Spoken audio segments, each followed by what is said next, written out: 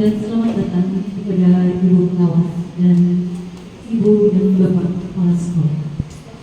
Terima kasih telah berkenan hadir dalam acara talk show implementasi pembelajaran jarak.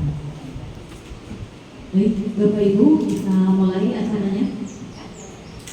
Bismillahirrahmanirrahim. Assalamualaikum warahmatullahi wabarakatuh.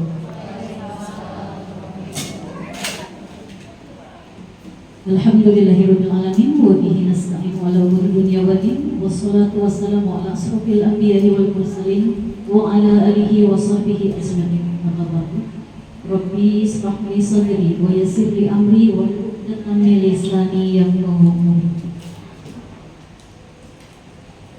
Yang kami hormati Ibu pengawas, yang sama-sama kita hormati Ibu dan Bapak Kepala Sekolah, yang sama-sama kita hormati fasilitator kita, dan yang saya hormati peserta pelatihan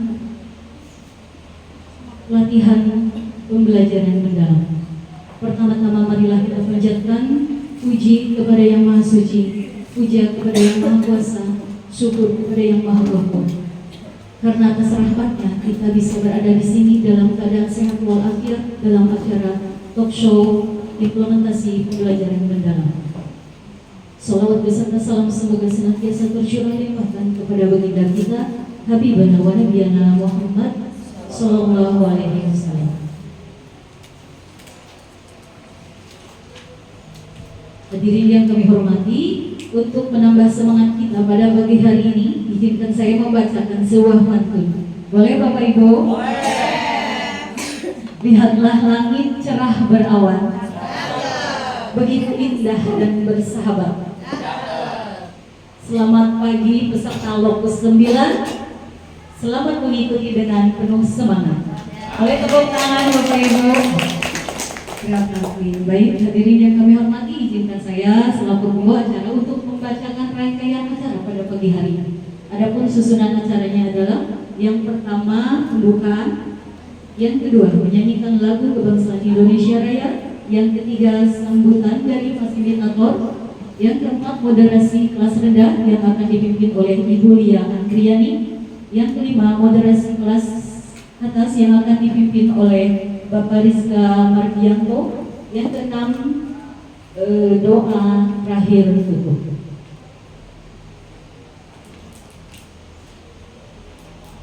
Baik, ini yang kami hormati, untuk meningkatkan semangat nasionalisme kita dan merupakan wujud cinta tanah air kita, marilah kita melanjutkan acara yang kedua, yaitu menyanyikan lagu kebangsaan Indonesia Raya yang akan dipimpin oleh Ibu Meida. Kepada beliau kami persilakan dan hadirin dimohon berdiri.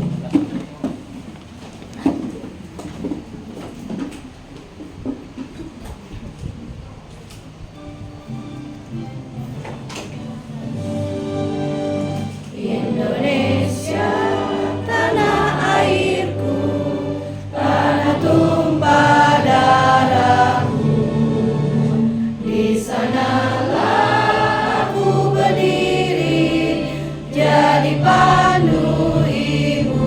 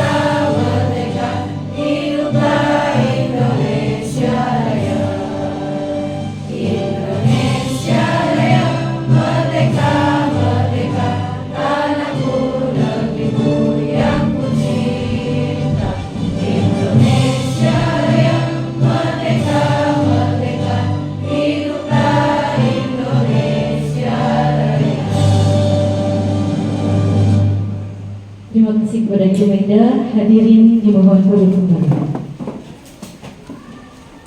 Hadirin yang berbahagia, ini kita lanjutkan acara berikutnya, yaitu sambutan dari fasilitator kita. Kali ini akan diwakili oleh Bapak Rizka Mardianto SPD. Kepadanya kami silakan.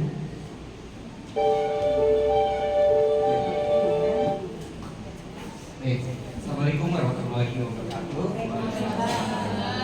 Ini yang saya terhormat Ibu Pengawas dari Jatisari dan juga Ibu Kepala Sekolah dari Kota Batu dan Bapak Kepala Sekolah di Kota Batu. Terima kasih sudah datang ya. Mungkin yang lainnya akan segera menyusul. Baik.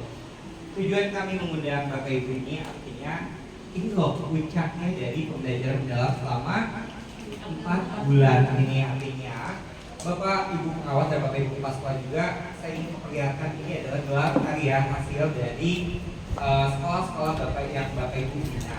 Gitu. Artinya kalau memang ada ketidaksesuaian misalnya Pak Uci sama Ibu, Iman di ajar kita sampai komplek ke saya ya. Berarti ini adalah karya dari mana saya cek ya. Pak Uci dan sebagainya, nanti silakan setelah kegiatan talkshow nanti ada kegiatan gallery walk, artinya nanti kita bakal melihat satu persatu dari sekolah. Siapa tahu di kedepannya ini bisa menjadi inspirasi nih, bisa diterapkan di sekolah-sekolah binaan kami gitu. Jadi dari ini saya ucapkan sekali lagi benar-benar terima kasih yang sudah datang. Saya ucapkan selamat datang, nanti nyantai aja karena talkshow-nya kita tidak ada meja, kita hanya mengobrol ringan saja sampai jam 12. Artinya nanti Bapak Ibu dimohon kesediaannya untuk tetap di tempat mengikuti, boleh sambil cemilannya nanti boleh dimakan dan sebagainya. Kalau mau es kopi nanti bisa ke gurunya dibawa, pesankan segala ayat 29 nanti langsung aja gitu ya. Bapak Ibu saya rasa cukup sekian karena waktu juga. Jadi saya ucapkan terima kasih dan selamat menyaksikan untuk Edu Talk hari ini. Terima kasih. Ya baik, terima kasih kepada Bapak Rizka Mardianto yang telah memberikan sambutannya.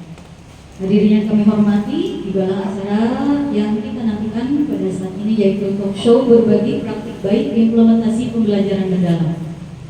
Tepuk tangan untuk dua fasilitator kita, Ibu Lia Andriani dan Bapak Rizka Mardianto.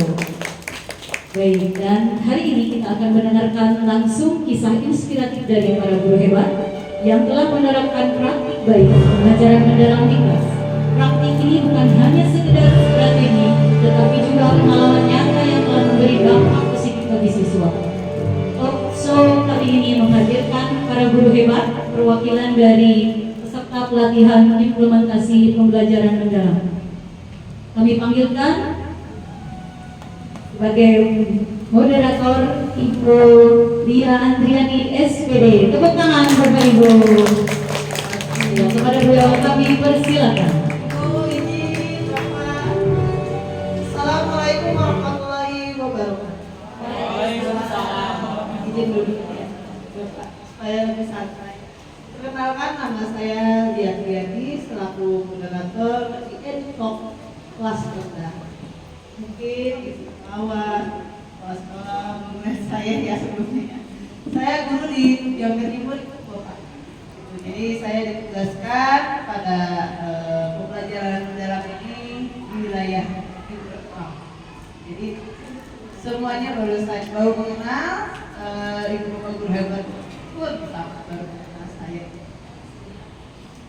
Baik ibu bapak, selamat datang. Saya ucapkan kembali kepada pengawas dan ibu kepala sekolah.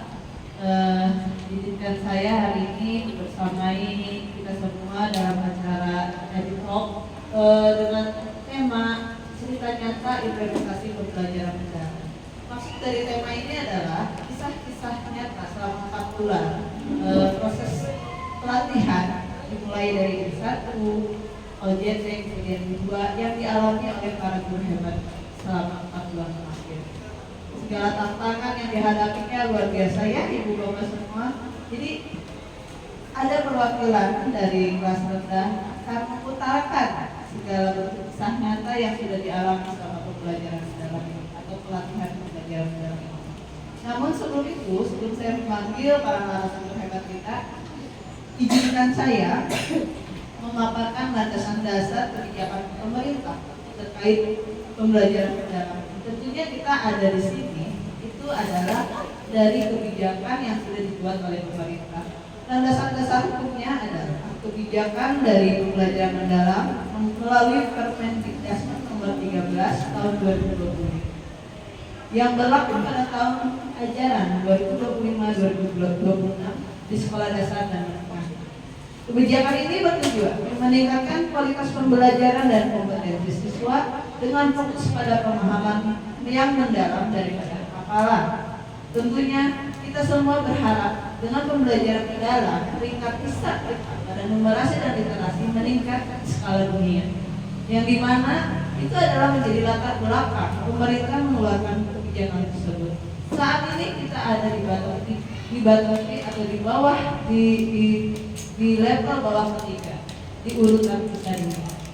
Jadi inilah pemerintah mengeluarkan kebijakan dengan kata pembelajaran mendalam agar para siswa kita mampu meningkatkan hasil belajar. Baik, Ibu Bapak tidak berlama-lama, sepertinya tidak sabar mendengarkan segala bentuk kisah nyata dari para guru-guru hebat kita. Kita sama bersama. Kalau di Medan ada 3 ya, kelas rendah, karena Ibu Widya sedang menjadi perwakilan kelompok 9 Bapak untuk berbagi praktik baik besok hari di saat pembentukan. Jadi yang bisa ditampilkan ada 2 orang di sini.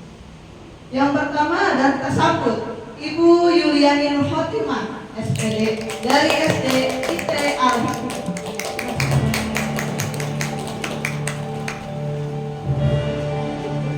Narasumber kita yang kedua adalah Ibu Wendy Devi Damayanti dari SDN Sari Mulia 2. Mangga Ibu Wendy, silakan. Terima kasih sudah hadir. Kita berbincang santai sejenak ya. Sebelumnya saya ingin menanyakan kabar kedua guru hebat kita. Selamat pagi. Selamat pagi. Apa kabarnya Bu Yuli? Alhamdulillah luar biasa. Allahu Akbar. Kemudian kalau begitu saya tanya ke Bu Windy, bagaimana hari ini Bu Windy? Luar biasa. Siap menceritakan segala implementasi? Luar biasa sekali ya. Ibu Bapak, saya akan ajak Ibu Bapak untuk menanyakan lebih dalam pada 2 guru hebat kita ini ya, yaitu kepada Bu Yuli deh yang pertama. Bu Yuli, Bu Yuli, pelatihan ini berapa lama Bu Yuli? 4 bulan ya? Oke. Dari Juli ya Bu. Dari Juli ya. Dari Juli ya. Juli. Baik. Bu Yuli, selama 4 bulan Ibu boleh diceritakan Bu Yuli, tantangan apa yang Ibu hadapi selama mengimplementasikan pembelajaran mendalam dan bagaimana cara menangani tantangan tersebut? Baik Ibu, terima kasih. Assalamualaikum warahmatullahi wabarakatuh. Selamat pagi semuanya Bapak Ibu guru hebat, Bapak Ibu pengawas. Suatu kebahagiaan bagi saya bisa dan berada di sini bersama Bapak Ibu guru hebat. Ketika kita berbicara mengenai tantangan, pasti tantangan banyak ya Bu, tantangan banyak sekali. Apalagi untuk implementasi pembelajaran ini, tantangan yang sering muncul pada implementasi pembelajaran ini di awal itu biasanya dari perubahan kebiasaan belajar dan mengajar. Itu yang sering muncul di awal ataupun sekarang pada saat pelaksanaan. Nah, dari tantangan tersebut, saya ketika melakukan pembelajaran mendalam, pertama, bagaimana di ruang kelas itu saya mampu mengubah pola mindset, terutama pola mindset terhadap siswa. Nah, karena kan cenderung untuk siswa sekarang ini ya Bu, dengan beragam karakteristik di dalam satu kelas itu, kebetulan kalau di lantai itu satu kelas itu 28 Ibu, nomornya paling banyak ya. Tapi walaupun mungkin di sekolah lain ada yang 30 ataupun sampai 40 ya. Dan dengan keberagaman karakteristik itu mengubah pola mindsetnya. Anak ini tuh biasanya seperti ini, terus yang anak ini seperti ini. itu menjadi sebuah tantangan tersendiri bagi guru bagaimana membuat manajemen kelas itu menjadi lebih baik. Pertama, mengubah pola mindset siswa yang tadinya siswa itu mohon maaf ya kurang berperan aktif dalam kegiatan, karena memunculkan bahwa siswa itu harus aktif ke dalam kegiatan pembelajaran. Terus pola mindset itu bukan hanya di dalam kelas juga, bagaimana kita bersama rekan rekan sejawat dengan guru mungkin satu fase atau juga dengan dari kelas lain, ada yang ketika kita mengimplementasikan secara ini suka berpikiran mohon maaf ya Bu, itu kene. Nah mungkin ada yang seperti itu. Bagaimana kita meyakinkan, bagaimana kita mengajak bahwa ini tuh harus kita hadapi saat ini, itu harus kita hasilkan. Ibu, berarti pada awal itu banyak siswa yang beragam. Betul, Ibu. Nah, Ibu, untuk kaitan dengan pembelajaran mendalam, sejauh mana efek dari pembelajaran mendalam terhadap tantangan yang Ibu hadapi? Banyak sekali efeknya, dampak positif ketika sudah mengimplementasikan pembelajaran itu. Ketika kita di sini digembleng ya Bu ya, saya maksudnya digembleng, terus diberikan pembinaan, Masya Allah luar biasa ya ilmu yang diberikan Pak Rizka, terus juga kuliah. Ketika pembelajaran itu ini loh strateginya, ini loh pendekatannya, ini loh cara-caranya seperti ini loh ini. Itu berdampak bahwa asesmen yang kita berikan pada murid atau tidak hanya untuk pada hasil pembelajaran, tetapi bagaimana proses itu yang kita lalui, bagaimana proses pembelajaran yang kita berikan pada anak dari mulai kegiatannya awal juga akhir pembiasaan itu akan menghasilkan sebuah murid itu yang mempunyai berpikir kritis dan juga mampu berkolaborasi. Sedangkan sekarang kan kebanyakan anak ada ya Bu yang merasa di kelas saya ya Bu ya, di kelas saya ada yang merasa dia itu harus number one, dia tidak mau kalah dengan temannya, pokoknya saya harus number one. Tetapi kan ketika pembelajaran komunitas ini, wah dituntut untuk apa? Untuk berkolaborasi. Satu dimensinya berkolaborasi dengan temannya. Tidak boleh loh itu. Nah, bagaimana ketika implementasi ini terapkan strategi yang diberikan, terus juga dari Pak Rizka, Masya Allah ada banyak dampak positif ya yang muncul, bukan hanya pada diri siswa ya, juga terhadap diri saya pribadi. Baik, Ibu, terima kasih luar biasa sekali. Oke, saya sekarang beralih ke Bu Windy. Tadi angkatannya sudah dijabarkan oleh Bu Windy dan bagaimana implikasi terhadap pembelajaran mendalam yang sudah dilakukan juga sudah dipaparkan. Sekarang saya beralih ke Bu Windy. Bu Windy, dari Ibu Windy tentu dalam membuat rencana banyak strategi yang sudah Ibu pikirkan bagaimana untuk disampaikan dalam pembelajaran. Coba Bu, selama OJT ya bisa disampaikan mungkin ke rekan-rekan, karena kan Ibu bukan termasuk guru model ya pada saat open class ya, jadi masih misterius ini. Yang strategi apa sih Bu ya? Menurut Bu Windy, selama Ibu Windy mengimplementasikan pembelajaran dalam 3 bulan terakhir, yang menurut Ibu paling berhasil di ruang kelas ini, boleh Bu ceritakan? Itu ya. Assalamualaikum warahmatullahi wabarakatuh semuanya. Mungkin strategi yang menurut saya berhasil dalam komunikasi dari pertama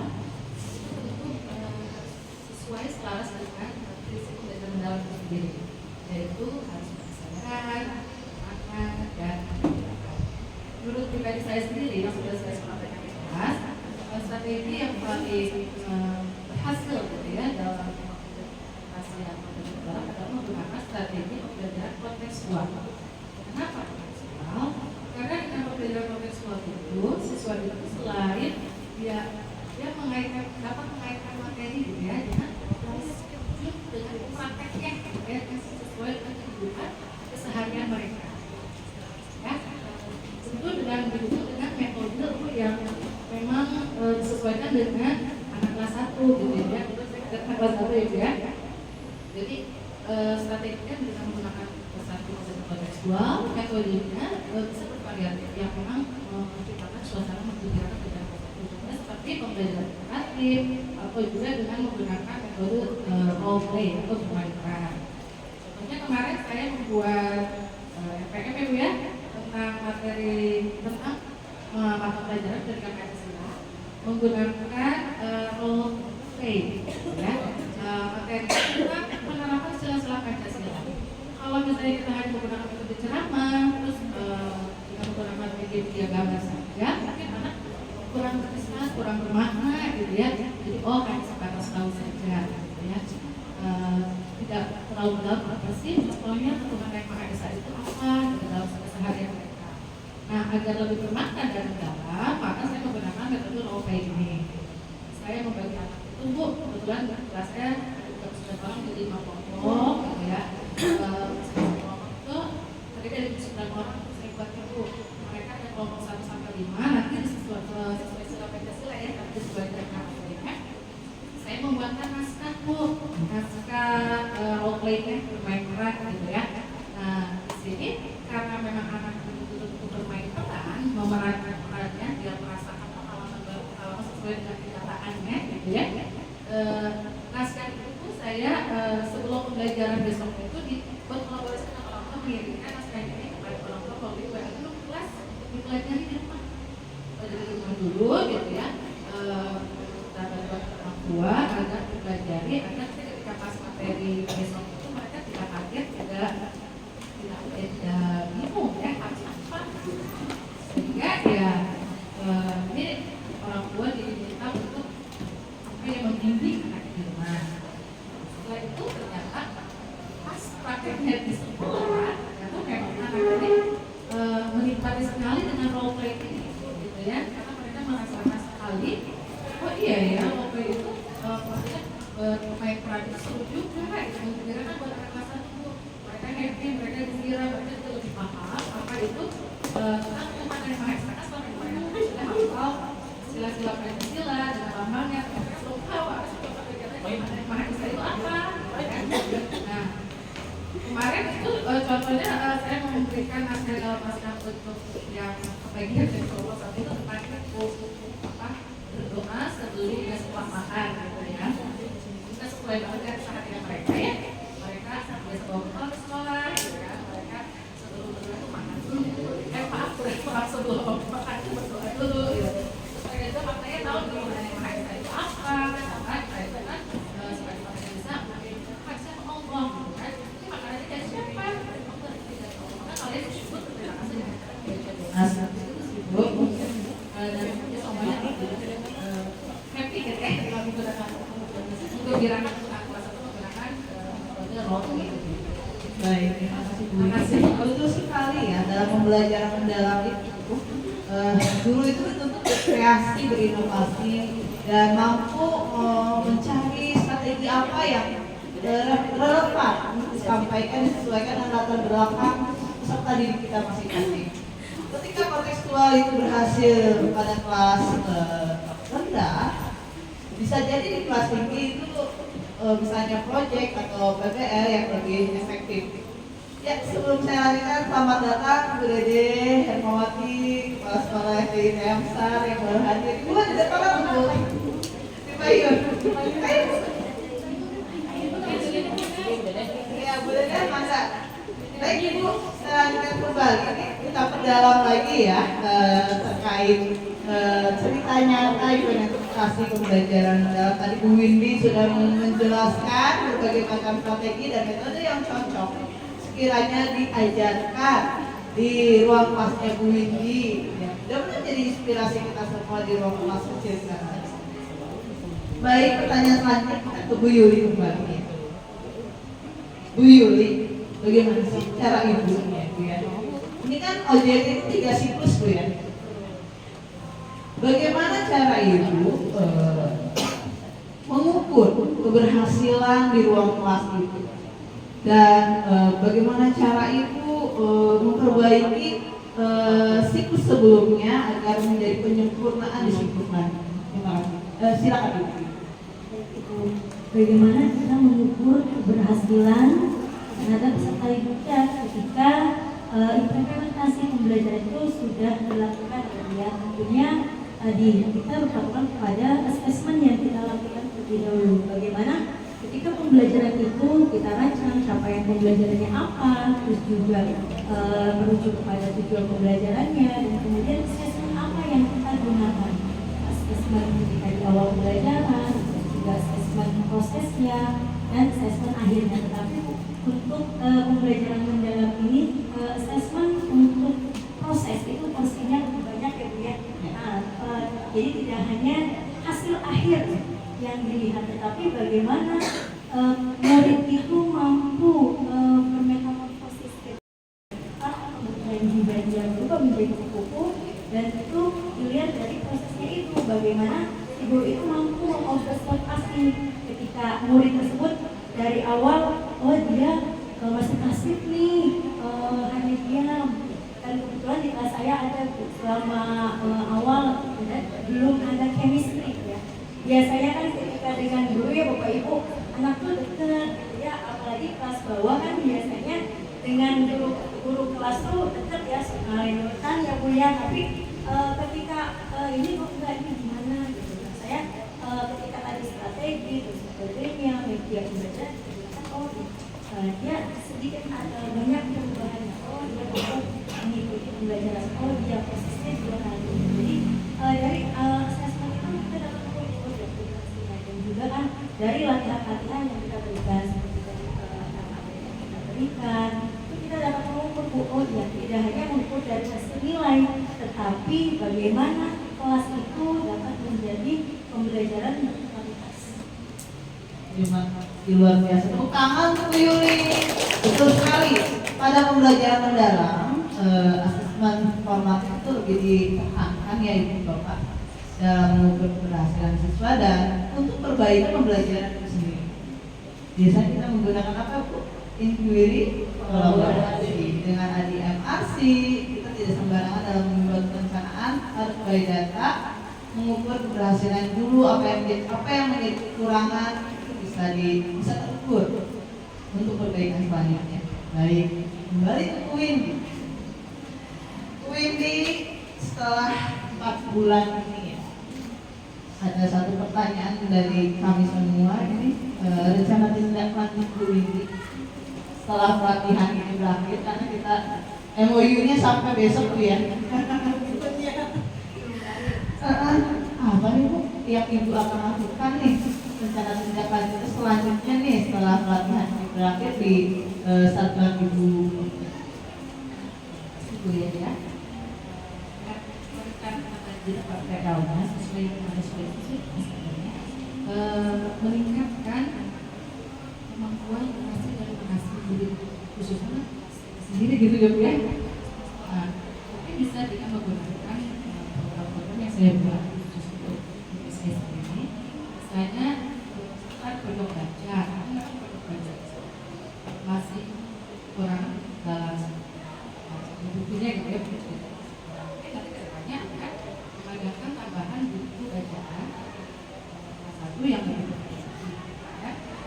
Selanjutnya selain mendapatkan koleksi buku bacaan kelas, juga saya punya program untuk kelas saya sendiri. Biasanya ada, kalau pengajian ada one day one juice gitu ya, kalau saya one day one book kelas rendah gitu ya, one day one book satu buku. Dengan cara apa? Nanti biasanya kita kasih ke orang tua Bu gitu ya. Nah, anak itu setiap hari karena mungkin masih pemula awal sebelum anak-anak kita semua yang bisa membaca ya Bu ya, masih ada yang belum baca, ada yang belum tahu huruf. Jadi kita berkolaborasi dengan orang tua di rumah. Saya tugaskan setiap hari anak kita untuk menghapus satu kata lah gitu setidaknya gitu. Bersama orang tua. Jadi katanya misalnya kata sama hari-hari aja kayak makan bola atau ibu atau apapun lah pokoknya.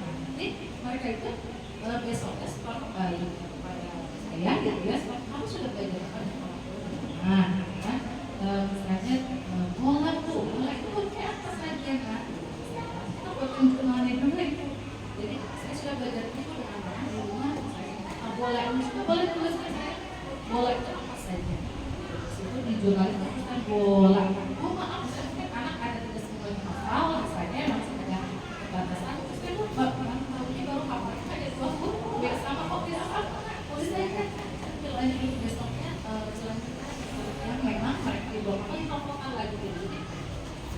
saja mungkin menurut saya oh ya lumayan efektif gitu ya. Jadi mudah-mudahan efektif kan kalau rencana kita akan coba seperti itu baca Iwanur. Kalau kalian sudah bisa baca mungkin one day bisa membuat rumah gitu seperti itu ya. Sama dengan dibuatkan jurnal juga.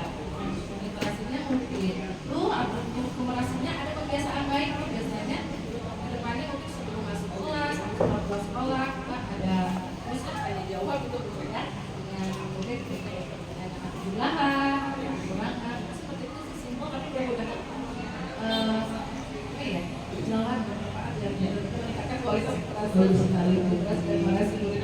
Terima kasih Bu. Belum jadi inspirasi kita semuanya betul sekali. Di RPR ini Bapak Ibu itu ada namanya komponen kemitraan.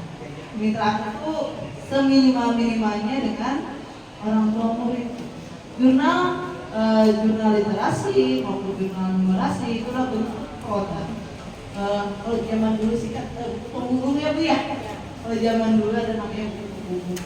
Nah, jurnal ini adalah tujuannya salah satu bentuk asesmen juga. Rencana tindak lanjut harian. Ya, kalau guru itu rencana tindak lanjut tadi yang sudah disiapkan oleh Bu Windy membuat program. Kalau jurnal salah satu juga rencana tindak lanjut harian untuk memfollow up terus apa-apa yang sudah dipelajari di ruang kelas agar kemampuan anak literasi dan numerasinya semakin bertumbuh. Kalau tadi artinya Bu Windy, sekarang sih artinya Bu Yuri mana? Insya Allah ya tadi Bu Windy luar biasa bisa menginspirasi juga Bu bisa bermanfaat. Untuk di RTL saya secara pribadi ya pertama istiqomah dulu Bu. Istiqomah dulu, konsisten dulu ya. Karena apa? Kembali lagi kepada tujuan dan niat kita. Ketika kita tidak mau merubah diri kita dengan strategi model apapun, kan tidak ada apa-apanya ketika mindset dalam diri kita. Nanti setelah ini jadi istiqomah dulu ya saya untuk diri saya pribadi. Kemudian ketika keberlangsungan itu sudah dan muncul kita akan selanjutnya yaitu di sekolah kemarin dengan Bu Nenek ya kebetulan nanti ada program bulan bahasa ya Bu ya. Insya Allah kami akan bulan bahasa dari sini dan itu untuk meningkatkan literasi dan numerasi siswa dan ada juga untuk kegiatan taman bacaan ya seperti kemarin terinspirasi juga Bu ini dari Bapak Ibu hebat juga semuanya. Oh iya betul. Segala sesuatu yang ada di sekolah itu bisa dijadikan media literasinya, media numerasinya seperti anak tangga itu bisa dijadikan untuk kemarin ada satuan numerasinya satuan panjang. Nah kalau itu ada juga perkaliannya itu bisa. Nah itu akan kemudian tidak hanya diaplikasikan pada diri saya sendiri Bu dan juga akan diimbaskan terhadap teman-teman juga. Kenapa? Ilmu ketika terus diberikan kepada orang lain disampaikan walaupun satu ayat insya Allah akan bermanfaat. Ketika ilmu yang saya dapatkan dari Ibu, dari Fariska, saya sampaikan kembali, saya aplikasikan dalam pembelajaran mendalam di kelas. Terus kemudian saya juga dibagikan, diimbaskan terhadap teman saya ketika di kelompok itu insya Allah akan bermanfaat dan terus akan menjadi amal jariah bagi kita. Dan juga tadi meningkatkan kemitraan betul sekali Bu. Ada selanjutnya ya kemitraan dengan orang tua. Kebetulan memang annual program di Al-Hikmah kita ada kemitraan dengan orang tua. Biasanya di salah satu tema ya buat topik pembelajaran kita akan menghadirkan khas atau misalkan apa sih yang akan kita bahas dengan menghadirkan satu orang tua. Itu akan dikupas kita semua. Jadi ketika tadi pembelajarannya sudah kontekstual dan juga otentik langsung dikaitkan dengan kebutuhannya dari insya Allah pembelajaran dalam ini dapat diimplementasikan Luar biasa. Tangan buat narasumber kita. Dari Ibu Bapak, tadi kita selesai di segmen pertama ya. Sudah lebih dalam mengenai implementasi pembelajaran dalam. Hari ini kita masuk segmen kedua, tanya jawab. Baik, sesi tanya jawab ini saya akan membuka dua penanya terlebih dahulu, terutama dari Bapak tamu undangan yang mau menanyakan buat dua narasumber kami Bapak. Enggak? Boleh? Bapak atau Ibu? Silakan. Bu? Mau bertanya pada siapa Pak? Mau keduanya atau mau salah satunya Pak? Ibu pengawas? Bapak boleh. Bapak. Ya, bismillahirrahmanirrahim. Assalamualaikum warahmatullahi wabarakatuh. Waalaikumsalam. Yang saya hormati Ibu Pengawas Bina di Kabupaten Jatisari, Ibu Kepala Sekolah dan Sekolah Bapak Ibu fasilitator dan para peserta latihan pembelajaran mendalam di kelompok 9 ini. Pertama-tama saya perkenalkan, saya dari Kepala Sekolah Kesehatan 2 diundang oleh peserta pelatihan kelompok 9 ini untuk menghadiri kegiatan talkshow yang alhamdulillah kami hadir. Terima kasih atas undangannya. Untuk para narasumber untuk dari mewakili 2 SD ya, sekolah dari Ahmad Dhani Al-Hikmah masa kuliah 2, jadi mewakili dari swasta dan negeri. Jadi kami pun dari kepala sekolah ya sudah menjadi alimah Pak Yoga, salam untuk Pak Yoga. Kami sudah bersama-sama di pelatihan untuk kita kepala sekolah, Bu ya. Jadi kalau lihat dari paparan dari Bapak dan Ibu tentang pengalaman baik dalam implementasi pembelajaran mendalam di sekolahnya, alhamdulillah saya amati atau perhatikan ya, memang sinkron dengan program dari kepala sekolahnya gitu. Dan kami pun dari Pak Yoga kemarin dan paparan untuk program di kepala sekolahnya, dan karena untuk kepala sekolah lebih ke program di visi misinya untuk sekolah. Jadi kalau dari guru ke pembelajarannya dari Pak Yoga itu kan programnya khusus itu, ya, program khusus. Guru dia apa namanya akronimnya, pokoknya dia literasinya ya, mungkin secara sinkron mungkin ya, sinkron dengan saya ingin memperhatikan bahwa ini sinkron dengan program yang sudah disusun. Kalau kepala sekolah kan membuat laporan kegiatan untuk implementasi pembelajaran mendalamnya. Yang saya ditanyakan sih untuk rencana tadi itu, untuk kami dari kepala sekolah kan ada pengimbasan lagi gitu kan. Dari dulu berarti harus ada dengan, kalau kami kan dari Kamula Selatan 2 ya, mau sekolah kecil ya, alhamdulillah kami bukan sekolah penggerak, jadi bukan sekolah penggerak tapi mendapatkan bos kinerja gitu ya. Selama 2 tahun ini saya bukan sekolah penggerak, tapi alhamdulillah di 2 tahun ini kami mendapatkan bos kinerja. Jadi karena kerjasama kami dengan tim, ibu gurunya yang baik dan hebat, yang bisa meningkatkan nilai rapor pendidikan di sekolah kami. Saya baru 2 tahun, tapi di 2 tahun itu bisa kerjasama dengan gurunya bagaimana untuk kami sekolah kecil cuma 200 siswa, tapi cuma gurunya itu rombongannya juga ada 7. Jadi, ya sekarang yang diikutkan pelatihan 3, coding 1, PM 2, dan tinggal kami pengimbasan cuma tinggal 4. Jadi bukan kami untuk mengimbaskan PM ini, jadi ya terlalu berat gitu. Dan untuk program kami ya itu pengimbasannya, itu untuk PT rencana tindak lanjutnya sampai November ini masih tetap sama. Kami kan terakhir izin pertama itu terakhir 14 Juli. Lanjut ke sini pengimbasan kita lalu implementasi dan sampai November juga dari kepala sekolah, jadi dari kepala sekolah masih sampai November harus ada program internnya pengimbasan. Jadi ya kalau gitu kami juga nggak mungkin keluar sertifikat PM-nya karena masih ada tagihan-tagihannya, masih ngalui lah. tapi jangan jadikan sebuah beban, tapi sebuah tantangan demi untuk ya kemajuan pendidikan. Nah, itu lanjut lagi ke programnya bagaimana rencana tindak lanjut. Jadi ada program PM antara yang guru dengan kepala sekolah untuk apa sinkronisasinya dari mana? Itu aja dua sekolah aja. Itu mewakili yang swasta, ini yang negerinya.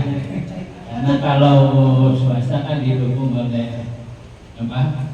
Jam pelajarannya yang full day. Kalau sub negeri mah kan tetap dengan jam itu programnya. Bapak Termun. Oke, Bapak Kepala Sekolah. Rencana tindak lanjut sinkronisasi antara kepala sekolah juga kan pelatihan ya? Ya, sinkronisasi keselarasan dari program kepala sekolah dan guru bagaimana kalau di sekolah masing-masing. Mohon maaf Pak, hari itu Pak Yoga sebenarnya ingin sekali datang tapi beliau sedang sakit. Jadi tadi beli mohon maaf ya saya nggak bisa hadir. Ya Pak, dia paling rajin ya hadir. Insya Allah luar biasa. Saya kehadiran saya ini tetap ingin ketemu Pak. Ya, pagi itu karena dari kemarin juga sedang sakit, jadi perawat bagaimana sinkronisasi ya Pak ya. Nah, ketika setelah kegiatan ini biasanya kita ada laporan tentunya apa yang kita dapatkan kita informasikan, kita imbaskan kepada kan dulu ya kita biasanya di sekolah itu ada rapat koordinasi satu minggu sekali Pak, satu minggu sekali di hari Kamis. Apa yang kita dapatkan itu biasanya dikemukakan di podcast, kemudian disesuaikan dengan agenda tahunan kita. Biasanya di situ kan sudah ada program-program yang memang memperkuat yang biasa atau program alimah kita gunakan. Setelah kita itu biasanya kita itu kan dengan lingkungan yang lebih luas katanya untuk program sekolah. Tapi bagaimana dengan program yang ada di per fase tersebut? Karena kan tidak hanya dengan cakupan luas di sekolah dengan guru kelas 1, kelas 2, kelas 3 yang kebetulan alhamdulillah saya tuh tahun ini naik kelas Ibu sebenarnya. Tadinya ini 12 tahun di kelas 1 Pak. Iya. Sama Pak Yoga nggak dinaikin terus. Sekarang alhamdulillah naik. Jadi alhamdulillah tersyukuran ya. Jadi ketika dengan paralel kita ada namanya itu ketua tim paralel sendiri. Itu ada koordinator dari setiap profasinya. Jadi kadang kan memang di jadwal di Alkitab itu ketika masuk setengah 7 pulang itu maksimal jam 4.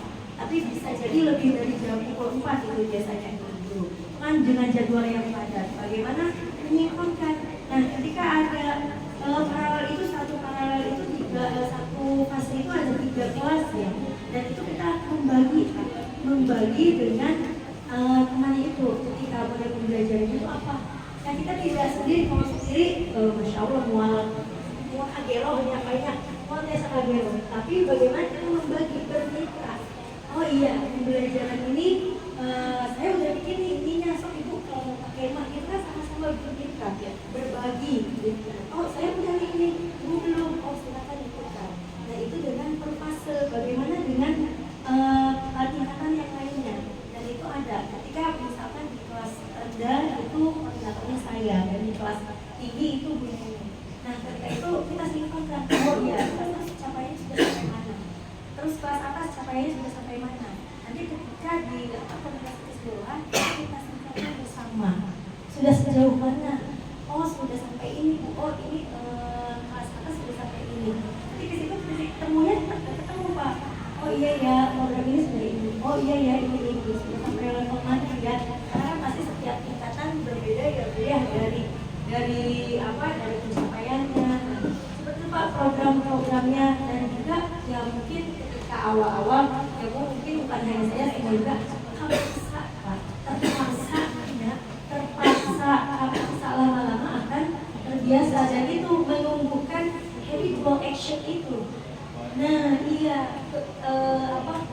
ya betul, untuk itu kebiasaan itu. Dan juga masya Allah ya Bapak pengawas kita juga Bu selalu memonitoring kepada seluruh sekolah yang berada di lingkungan Cikampek. Ya betul Bapak Tata, itu beliau sangat membimbing ya, tidak hanya dalam kita juga kemitraan bersama KKG ya, kebetulan saya di sini ada Bu Intan, beberapa Teja, terus pembebasan yang tidak hanya di lingkungan sekolah, karena kan tidak semua mengikuti mungkin ya Bu ya. Ada beberapa sekolah yang tidak mengikuti. Nah, jadi berkesinambungan Pak secara RTL betul betul. Jadi berkesinambungan ketika di sekolah, di kelas, kemudian di KKG juga, terus dari KKG kembali kan sudah ada jadwalnya tersendiri. Oh, minggu ini. Terus luar biasa ini. Ya, Bapak peserta pelatihan ini bukan hanya mengimplementasikan di luar kelas, tapi kami juga meminta tagihan RTL di 1 itu adalah penugasan, baik itu seminimal-minimalnya di cover satuan, juga lebih luas lagi di KKG, di kecamatan, ya. Selain Bu Yuli juga banyak sih Bu Intan, hampir sebagian jadi narasumber ya di gugus masing-masing. Alhamdulillah. Jadi emang tujuan iya ada. Ini menjadi follow up dari pelatihan pembelajaran mandiri ini. Jadi memang sifatnya seperti apa ya? Kita berdua sama enggak. Maksudnya dari pada saat kita TOT ya, dari tutor kita yang 2 orang itu ke beberapa fasil, dari fasil ke beberapa peserta, puluhan peserta, dari peserta ke kecamatan masing-masing.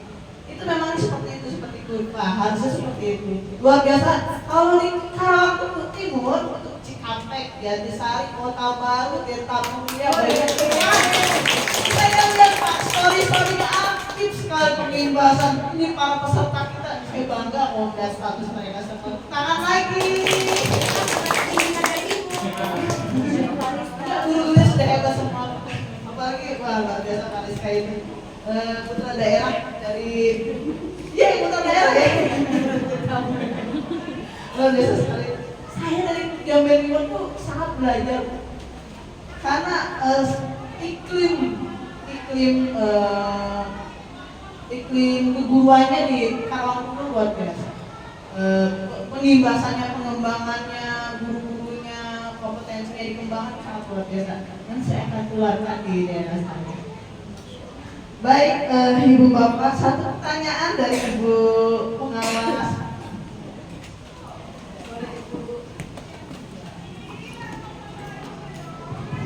Assalamualaikum warahmatullahi wabarakatuh. Terima kasih ya waktunya. Setelah tadi saya mendengarkan cerita inspirasi dari peserta Top ini, saya sangat terkesan. Dan karena tadi sampaikan bahwa tantangannya itu ada yang mengatakan kayak gitu deh, itu betul. Di lapangan itu banyak yang berkata seperti itu, baik guru ataupun kepala sekolah kayak gitu deh, latihan 4 bulan deh. Itu betul tantangannya itu yang harus kita hadapi. Kemudian juga tadi keadaan kelas yang tadi bervariasi, harus seperti apa kita menghadapinya. Kita hadapi dengan yang PM tadi bisa teratasi ceritanya seperti itu. Kemudian pola pikir atau mindset sebagian besar bukan hanya anak, guru, orang tua juga masih mindset minimal bisa baca, mudah-mudahan bisa pola. Itu betul tantangan besar yang dihadapi oleh semua pendidik, kepala sekolah dan kami selaku pengawas ini. Yang ingin saya tanyakan ketika kan kerangka pembelajaran itu ada praktik pedagogis, pembelajaran belajar dan pemanfaatan digital. Sejauh mana pemanfaatan digital dalam kegiatan pembelajaran mandiri ini untuk kelas rendah, apalagi seberapa besar manfaatnya bagi keberhasilan kualitas pembelajaran ketika pemanfaatan digital dilaksanakan. Kemudian juga tadi saya itu konsistensi istiqomah, karena biasanya hangat-hangat kayak ayam itu ketika pelatihannya betul Bu laksanakan segala sesuai dengan apa yang disampaikan fasilitator.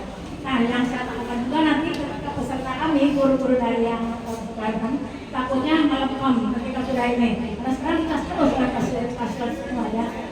Itu mudah-mudahan kedepannya itu bagaimana cara menjaga keistiqomahan ini. Terus yang kedua sebagai seberapa besar manfaat pemanfaatan digital dalam kegiatan PM untuk meningkatkan kualitas pelajaran. Itu saja. Mohon berbagi inspirasinya di sekolah Ibu sehingga dapat kami sampai Dina di sekolah. Untuk Ibu Pengawas, ada 2 pertanyaan nih ke Bu Widi dulu ya. Bu Widi yang pertama ya, menjaga semangat setelah selesai pelatihan bagaimana tips and triknya Bu Widi supaya terus istiqomah. Terus yang kedua adalah sejauh mana kebermanfaatan dari pemanfaatan digital terutama di kelasnya Ibu Widi. Terima kasih Ibu. Istiqomahnya itu kita lainnya pembelajaran dalam edukasi agar menumbuhkan pembelajaran di sana itu lebih bermakna ya Bu ya. Itu balik ke situ. Kalau kita udah males-males ini yuk kita semangat lagi gitu. Kita ingin anak-anak kita gitu ya belajar itu bukan hanya sekedar belajar hanya untuk yang tahu ini aja tanpa bermakna tanpa memahami secara utuh gitu ya. Belajar pengennya jadi berharap anak itu belajar hari ini enggak sampai seterusnya belajar tentang apa besok seminggu kemudian akan tahu mereka itu ingat berkesan bermakna di dalam mulai anak itu kita belajar ini di kelas ini inginnya seperti itu. Jadi ingat tadi kembali pada situ lagi gitu ya pada tujuan awal pembelajaran mendalam kita menyuguhkan pembelajaran kelas itu yang tadi berkesan bermakna dan menggembirakan serta lebih mendalam. Itu aja sih ingat ke situ gitu ya konsisten ini dong semangat semangat di sini sendiri seperti itu. Terus kalau pemanfaatan digital kelas 1 memang sih kalau yang saya rasakan apa ya cukup lumayan ini ya karena kalau di kelas 1 juga saya sudah sering menggunakan pembelajaran itu kan memanfaatkan digital fokus atau apa gitu. Tapi karena anak kelas 1 luar biasa banget udah susah dikondisikan ya sangat produktif sekali gitu kalau misalnya kita boleh ibu ini apa ya sehingga yang tadinya pelajaran itu sudah dimulai mundur waktunya itu jadi waktunya itu jadi lebih gitu. Jadi karena memang banyak drama dulu kalau masalah alat ini gitu.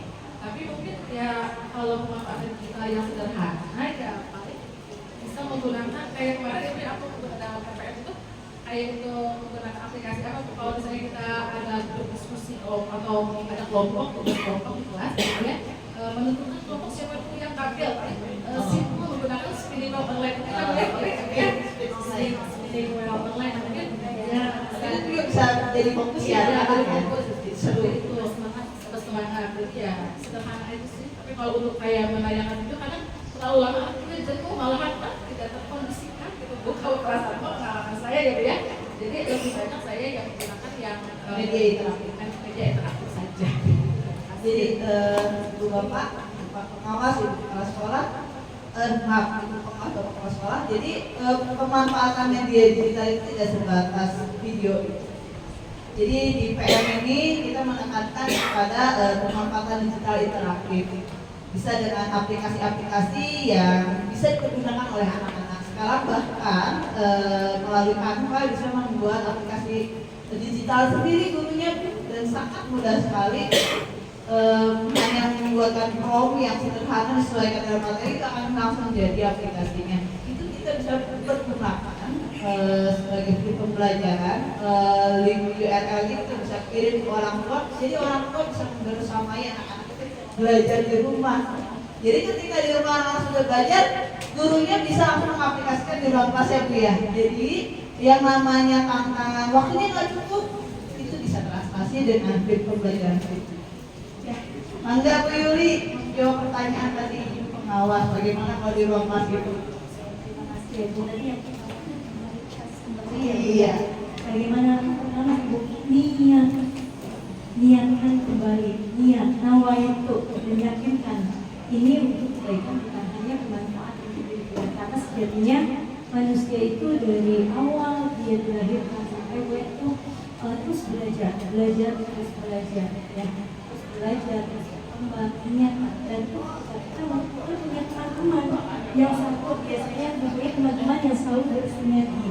Kita sudah merasa capek ya, karena memang tempat di dunia ini tempatnya capek ya, punya lelah gitu. Tempat lelahnya itu memang di sini. Jadi mempunyai teman-teman yang memang alhamdulillah lingkungan yang positif untuk kita.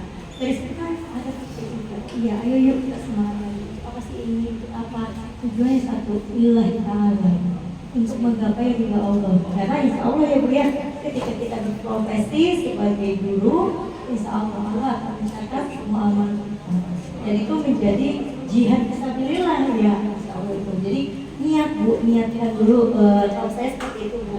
Terus kedua, pemanfaatan digital. Nah, pemanfaatan digital itu tadi betul seperti Bu Lia, apa yang sudah diterapkan gitu ya. Nah tadi kalau saya sekarang itu di kelas 3 Bu.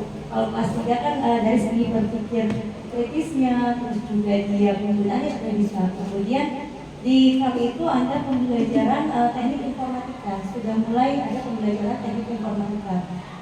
Penerapan coding walaupun di pelatihan coding kelas 5 ya Pak ya, tapi kami sudah menerapkannya di kelas 3. Memulai dengan coding-coding sederhana. Itu biasanya ada jam-jam tertentu di setiap minggunya. Terus kemudian juga di kelas bagaimana dengan lintas tadi dengan tadi media interaktif yang Ibu pernah. Nah itu kan akan terus yang Bu yang berkesinambungan media interaktif seperti tadi yang nanti kan ketika anak menekan oh ini menjadikan ini nanti akan membuat yang matematika itu bisa juga. Terus alhamdulillah kami saling berbagi juga kebetulan di TK itu karena kami ada 3 unit TK, SD dan SMP. TK itu ada kawan kita gitu. Jadi ketika seperti tadi ketika kita media interaktif ada itu langsung kita bisa menggunakannya. Salah satu preferensi di sekolah swasta. Betul Ibu, alhamdulillah. Mudah-mudahan secepatnya negeri dikirim efeknya ya, sama ya. Barangnya sudah ada di sebelah pabrik Peruri, itu sudah lengkap, tinggal administrasi dari dinas diselesaikan caranya. Insya Allah semua SD negeri dapat satu. Berarti salah satu penunjang keberhasilan dari implementasi. Iya betul. Terima kasih Ibu Yuli, Bu Windy, ya Ibu Bapak sekalian. Kita ada di akhir segmen penutup untuk talk show kelas rendah. Sebelum kita akhiri, sedikit kita mendengarkan refleksi dari kedua narasumber kita. Menurut Ibu Yuli dan Bu Windy, makna belajar bagi Anda setelah menerapkan pembelajaran dalam satu kalimat.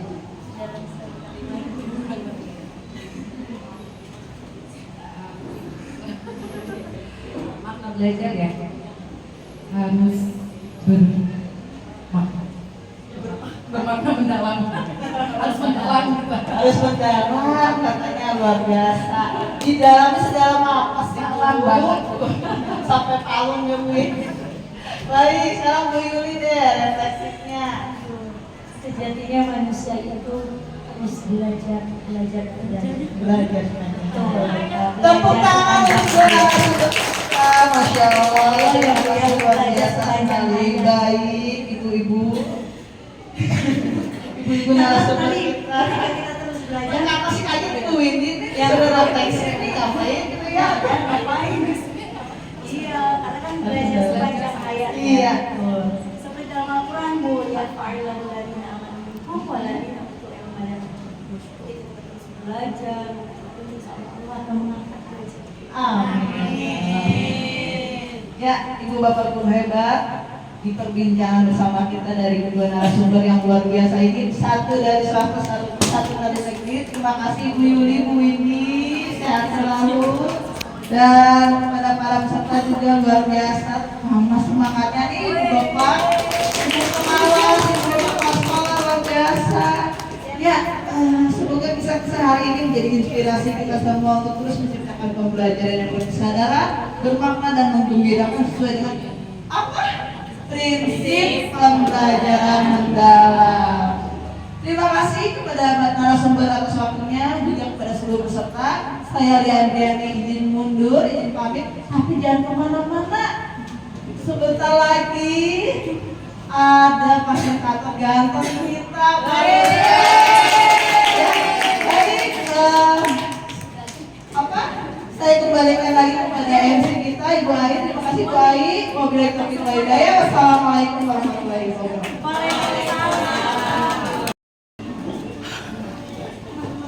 Baik, hadirin yang kami hormati, demikianlah talk show sesi pertama dari kelas 9. Sekali lagi tepuk tangan untuk Ibu Kasil dan narasumber kita Ibu Windy dan Ibu Yuli. Tepuk tangan. Terpana sama Ibu Yuli ya. Baik, Bapak Ibu dari tadi kan duduk terus ya, pegal. Sebelum dilanjut ke sesi kedua, kita ice breaking dulu, olahraga sebentar ya Bapak Ibu. Mari berdiri Bapak Ibu. Kita olahraga sebentar ya.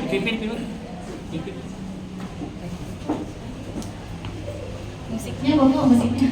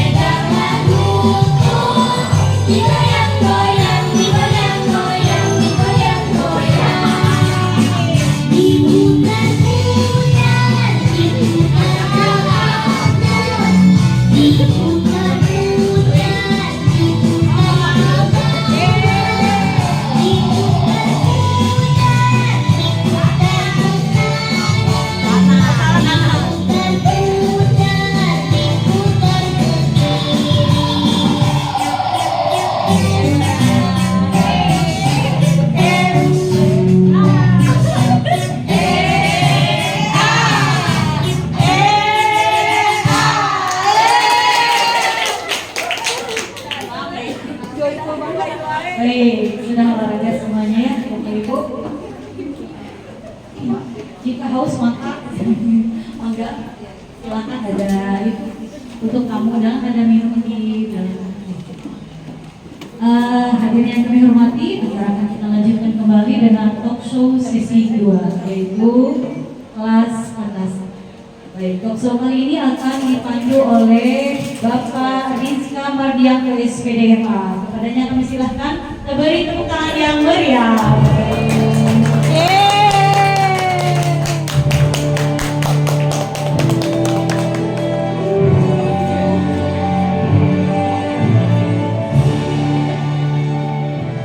Baik, masih semangat?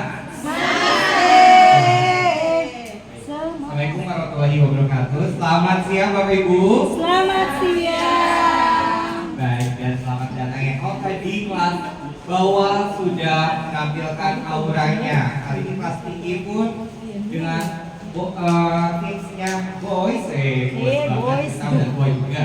Oke. Akan menampilkan berbagi tentang mata belajar cerita nyata. Artinya cerita nyata dan memang implementasi beneran ya Bapak Ibu, tidak ada bohong-bohongan, tidak ada dibuat-buat dan sebagainya, tentang implementasi pembelajaran mendalam di kelas tinggi tentunya.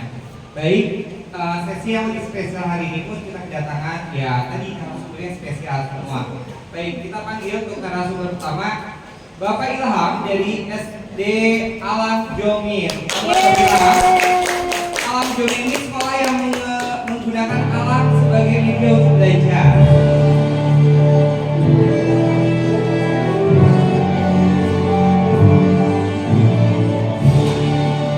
Baik, jadi Bapak Ibu kalau yang baru tahu SD Alam Jomin ini adalah SD yang menggunakan alam sebagai media belajar ya Bapak Ilham ya. Dan juga sehingga siswa bisa belajar langsung dari ciptaan Allah Subhanahu wa Ta'ala. Baik, untuk narasumber kedua kita panggil Bapak Dadan dari Sekolah Dasar Islam Terpadu Al-Aqsa. Silakan Pak Bapak.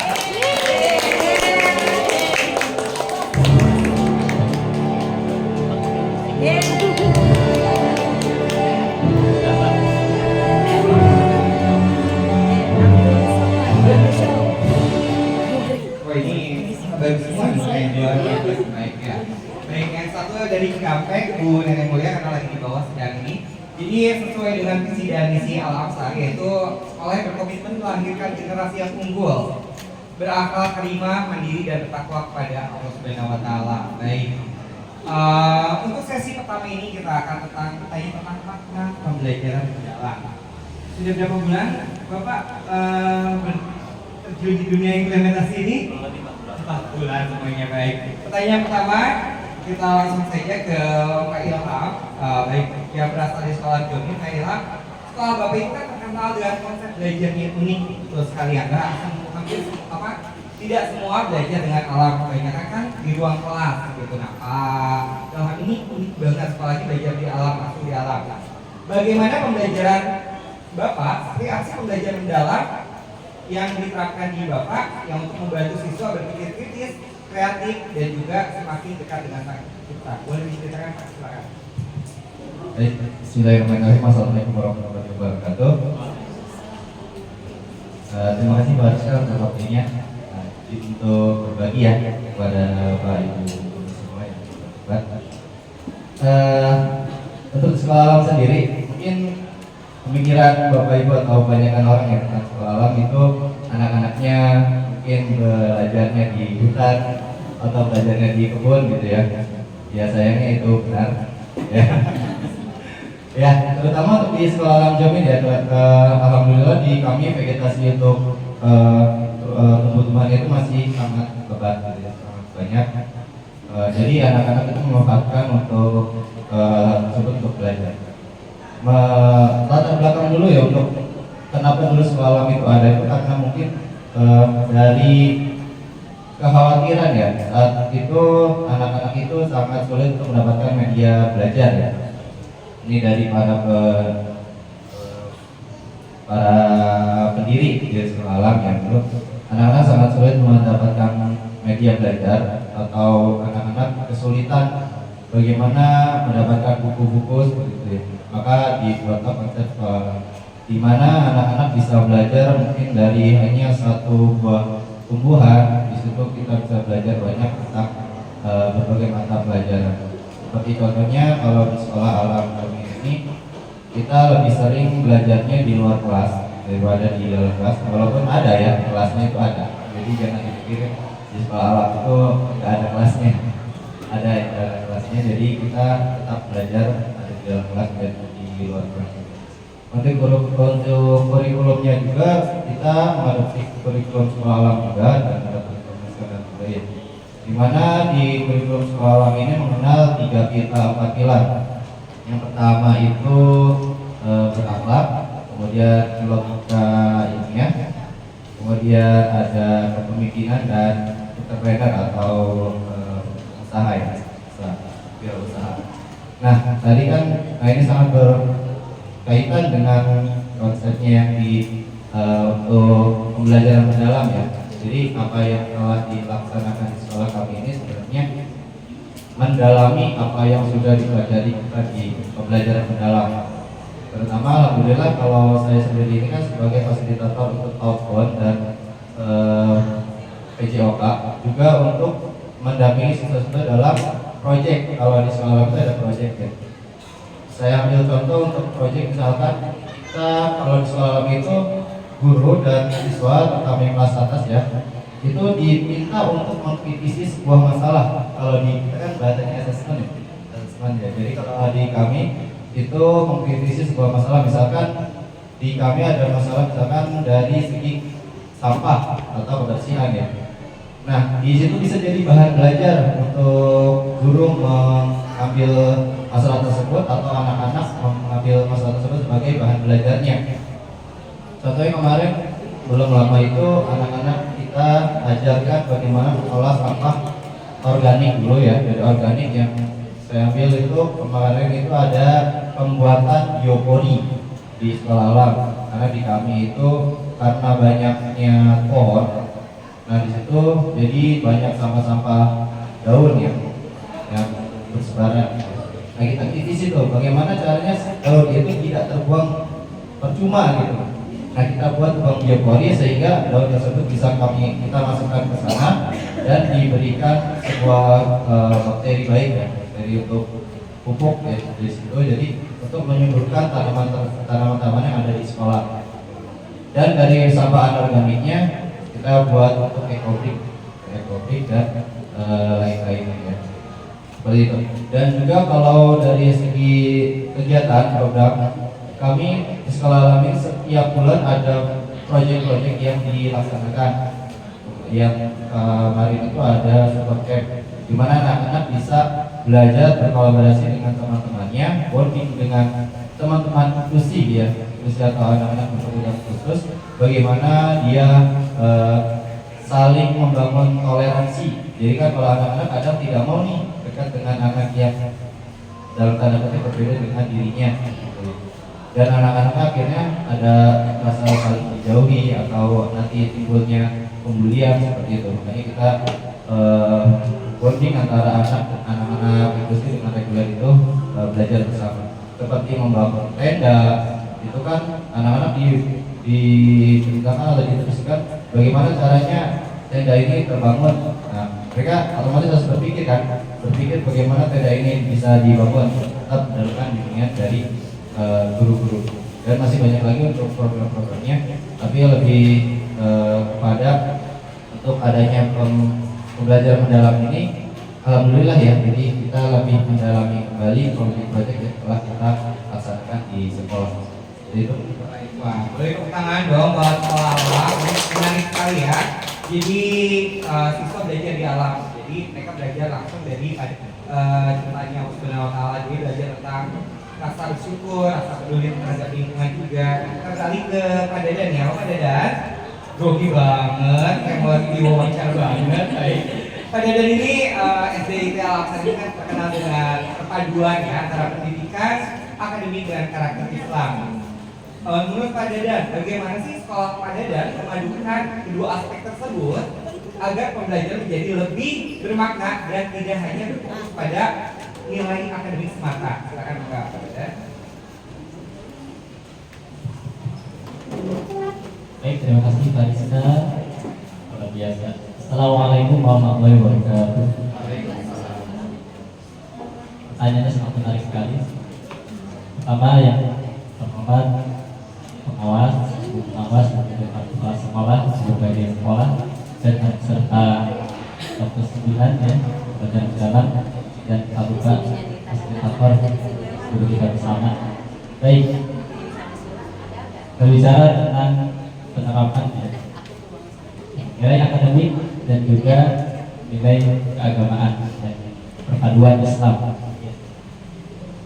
Kita sadari ya bahwasanya kita ini sebagai guru digugu dan ditiru, artinya harus mampu memberikan sikap atau nilai terbaik terhadap anak kita. dan kita memang semuanya ya di sini dan di Indonesia mayoritas beragama Islam ya.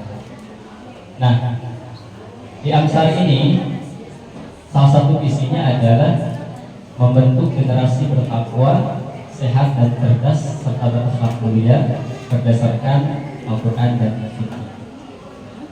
Ini sesuai dengan Undang-Undang Dasar, Undang-Undang Nasional ya nomor 20 tahun 2003 bab 2 pasal 3. Di situ tercantum mengembangkan kemampuan dan membentuk watak serta peradaban bangsa yang bermartabat dalam mencerdaskan kehidupan bangsa, bertujuan untuk mengembangkan potensi peserta didik agar menjadi manusia yang beriman, bertakwa kepada Tuhan Yang Maha Esa, berakhlak mulia, berilmu, kreatif, mandiri, bernalar kritis. Nah, di Amsar ini selain kita mengajarkan akademik, ya, juga nilai keagamaan ini sangat diprioritaskan. Artinya, ketika dipadukan antara pembelajaran akademik, contoh misalkan ketika anak-anak belajar tentang kipas, tentang planet dan lain sebagainya, kita kaitkan dengan penciptaan. Contoh, planet yang ada di langit ini kira-kira siapa yang menciptakan? Seperti itu, sehingga terbentuklah kesadaran kepada pemikiran anak-anak tersebut seperti itu. Nah, kemudian di Amsar ini salah satu untuk mengaitkan nilai keagamaan terhadap akademik. Nah, ketika sebelum pembelajaran dimulai itu kami konsisten melakukan pembiasaan ya, seperti sholat sunnah duha, kemudian juga membaca Asmaul Husna, kemudian sebelum belajar itu ya semua sekolah pasti tentunya ya berdoa, kemudian juga bermurojaah seperti itu. Kemudian juga di setiap pembelajaran itu ya selalu kami kaitkan dengan nilai keagamaan ya, dan juga supaya lebih bermakna anak-anak ini tidak hanya belajar di kelas saja. Kebetulan di Amsar ini memiliki lapangan luas di belakang sekolah ya, kami ajak juga keluar lapangan seperti itu. Kemudian juga kami tontonkan video-video ilustratif ya, tentunya seperti keagamaan keislaman Imam Syafi'i gitu kan, yang masih kecil sudah hafal Al-Quran, kemudian juga ilmunya sangat luar biasa ya. Kami tontonkan video terbaik. Kemudian guru ini kan digugu dan ditiru, artinya guru ini harus mampu memberikan apa yang diamanatkan oleh Bapak Pendidikan hanya dua kata ya, seperti itu, tiga semboyan itu. Ingat sosum Pulodo, artinya guru ini harus memberikan contoh tauladan terhadap siswa-siswinya ya. Jadi anak ini atau murid ini akan meniru gerak-gerik atau sikap yang guru lakukan seperti itu. Jadi guru ini harus mampu memberi tauladan, suri tauladan terhadap siswa-siswi. Kemudian lagi yang kedua, amanat Bapak Pendidikan Iqbalio Mahmud Arso, artinya di tengah kesibukan guru-guru harus mampu memberikan dorongan semangat terhadap siswa-siswi. Kemudian yang terakhir kedua ganda, yakni guru itu harus mampu mendorong anak-anak kita supaya tetap semangat belajar ya, dan memiliki karakteristik yang luar biasa. Nah, kemudian di Amsar ini ada pembiasaan ya, mencuci diri sendiri, itu untuk menumbuhkan karakter sikap yang baik, mandiri ya. Ketika selesai makan, anak-anak itu belajar mencuci diri sendiri seperti itu.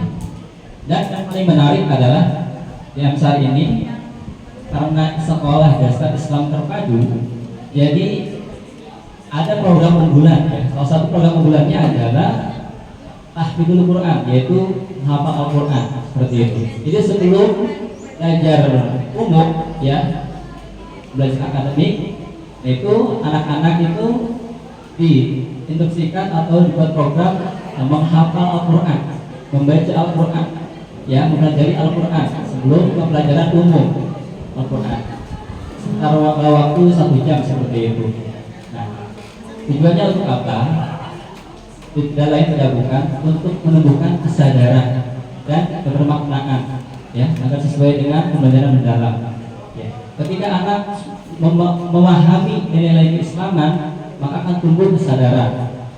Dan orang yang beriman itu kan orang yang berilmu dan berkesadaran, ya. Artinya ilmu itu mampu menjadikan anak sadar, gitu kan. Percuma kita banyak ilmu tetapi tidak menumbuhkan kesadaran. Dan kata ulama itu, ya, kalau kita ingin beri kesadaran, maka harus istiqomah dan niat yang baik. Mungkin itu Pak. Ya. Baik, luar biasa. Boleh tepuk tangan. Oke, kita setuju Pak Dadan. Yang mungkin semuanya setuju bahwa ilmu itu tidak bisa dipisahkan dengan iman, ya. Jadi ilmu itu sejatinya menuntun kita mendekatkan diri kepada sang pencipta kita, yaitu Allah Subhanahu Wa Taala. Jangan sampai kita mendapatkan ilmu tapi malah jauh dari iman. Ya. Baik, kita langsung saja ke kisah nyata implementasi, ya Bapak Ibu. Baik, kita langsung ke Pak Ilham kembali. Nah, tadi kan Pak Ilham ketika siswa belajar langsung di alam, pasti banyak momen menarik, ya kan? Pak Ilham sudah mengajar berapa lama ya di alam?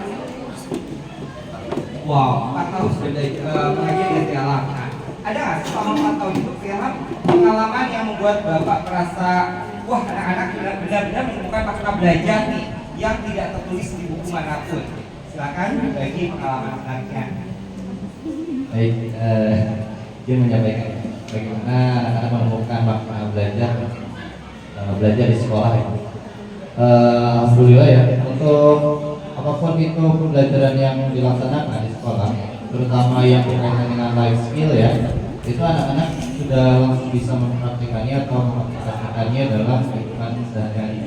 Seperti contohnya ketika kami mengadakan program camping ya, atau berkemah bersama itu kan, anak-anak dituntut untuk bisa hidup mandiri ya. Di sana dia jauh dari orang tua, dia kalau mau makan harus masak sendiri, kemudian setelah makan harus mencuci piringnya sendiri, dan apabila mau mandi dia harus menyiapkan bajunya sendiri gitu.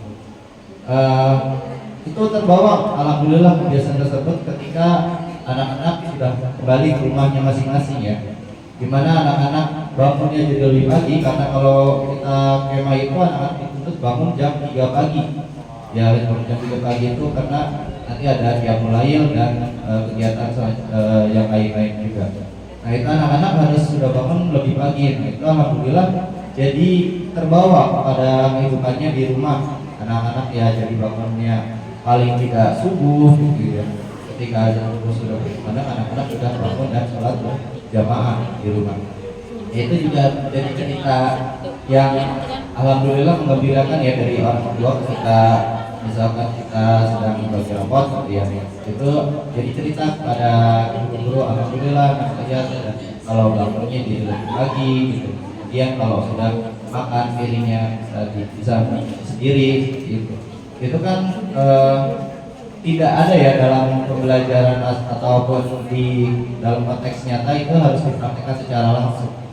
Tidak bisa kita hanya ditulis, karena kalau ketika mau makan kita harus disiapkan sendiri ya kan. Kalau hanya konteks secara tertulis itu kan tidak menyerap secara langsung kepada itu, karena kita percaya ya bahwa jangan biarkan anak-anak kita itu tumbuh tanpa pengalaman tanpa belajar, tanpa pengalaman yang bermakna gitu. Jadi yang apa yang dipelajari di sekolah alhamdulillah bisa diterapkan di dalam kehidupannya sehari-hari, terutama ketika anak-anak ini kan setiap hari itu selalu bertemu dengan alam ya. Bisa dengan pohonan atau kita diajak ke sungai seperti itu. Jadi anak-anak tahu lingkungan, bahwa ketika kita ini kan belajar dari alam. Nah, saat kita belajar dari alam berarti kan kita harus menjaga alam tersebut ya, jangan sampai rusak. Kalau kita belajar ke sungai, kita lihat ekosistem sungai bagaimana. Dan apabila sungai itu rusak, ekosistemnya pun pasti akan rusak.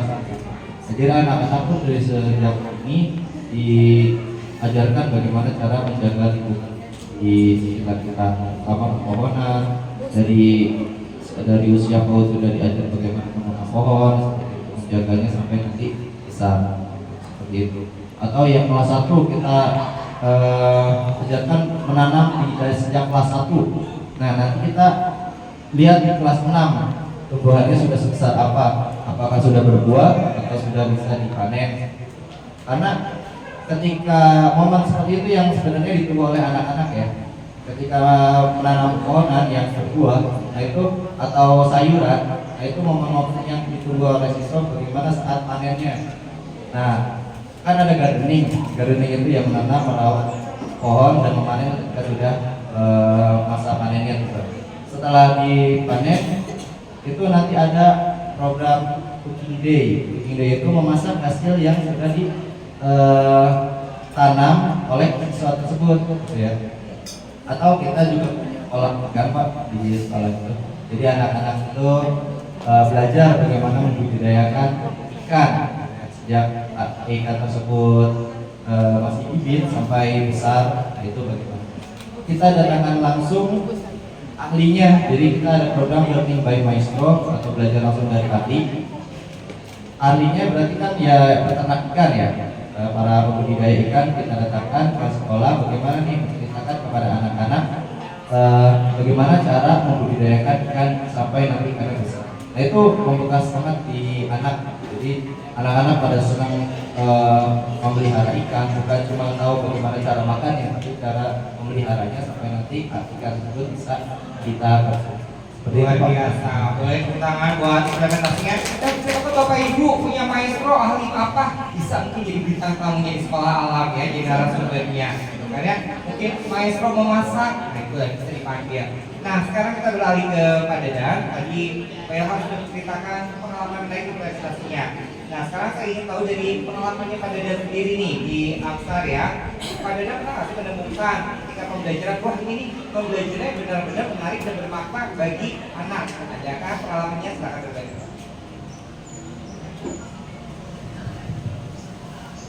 Implementasi pembelajaran mendalam ya, banyak sekali sebenarnya ya yang dapat kita alami. Satunya khusus saya sendiri yang bisa kami alami ya ketika menerapkan praktek pembelajaran mendalam ini. Yang menariknya itu adalah salah satunya ya, yaitu ketika ada pembelajaran tentang membuat makanan, kemudian cara-cara atau alur membuat roti misalkan. Kebetulan di Amsar ini sekolah tanpa jajan ya, jadi artinya snack itu dibuat oleh Amsar sendiri ya. Jadi di satu pelajaran itu satu waktu anak ini ya ada program membuat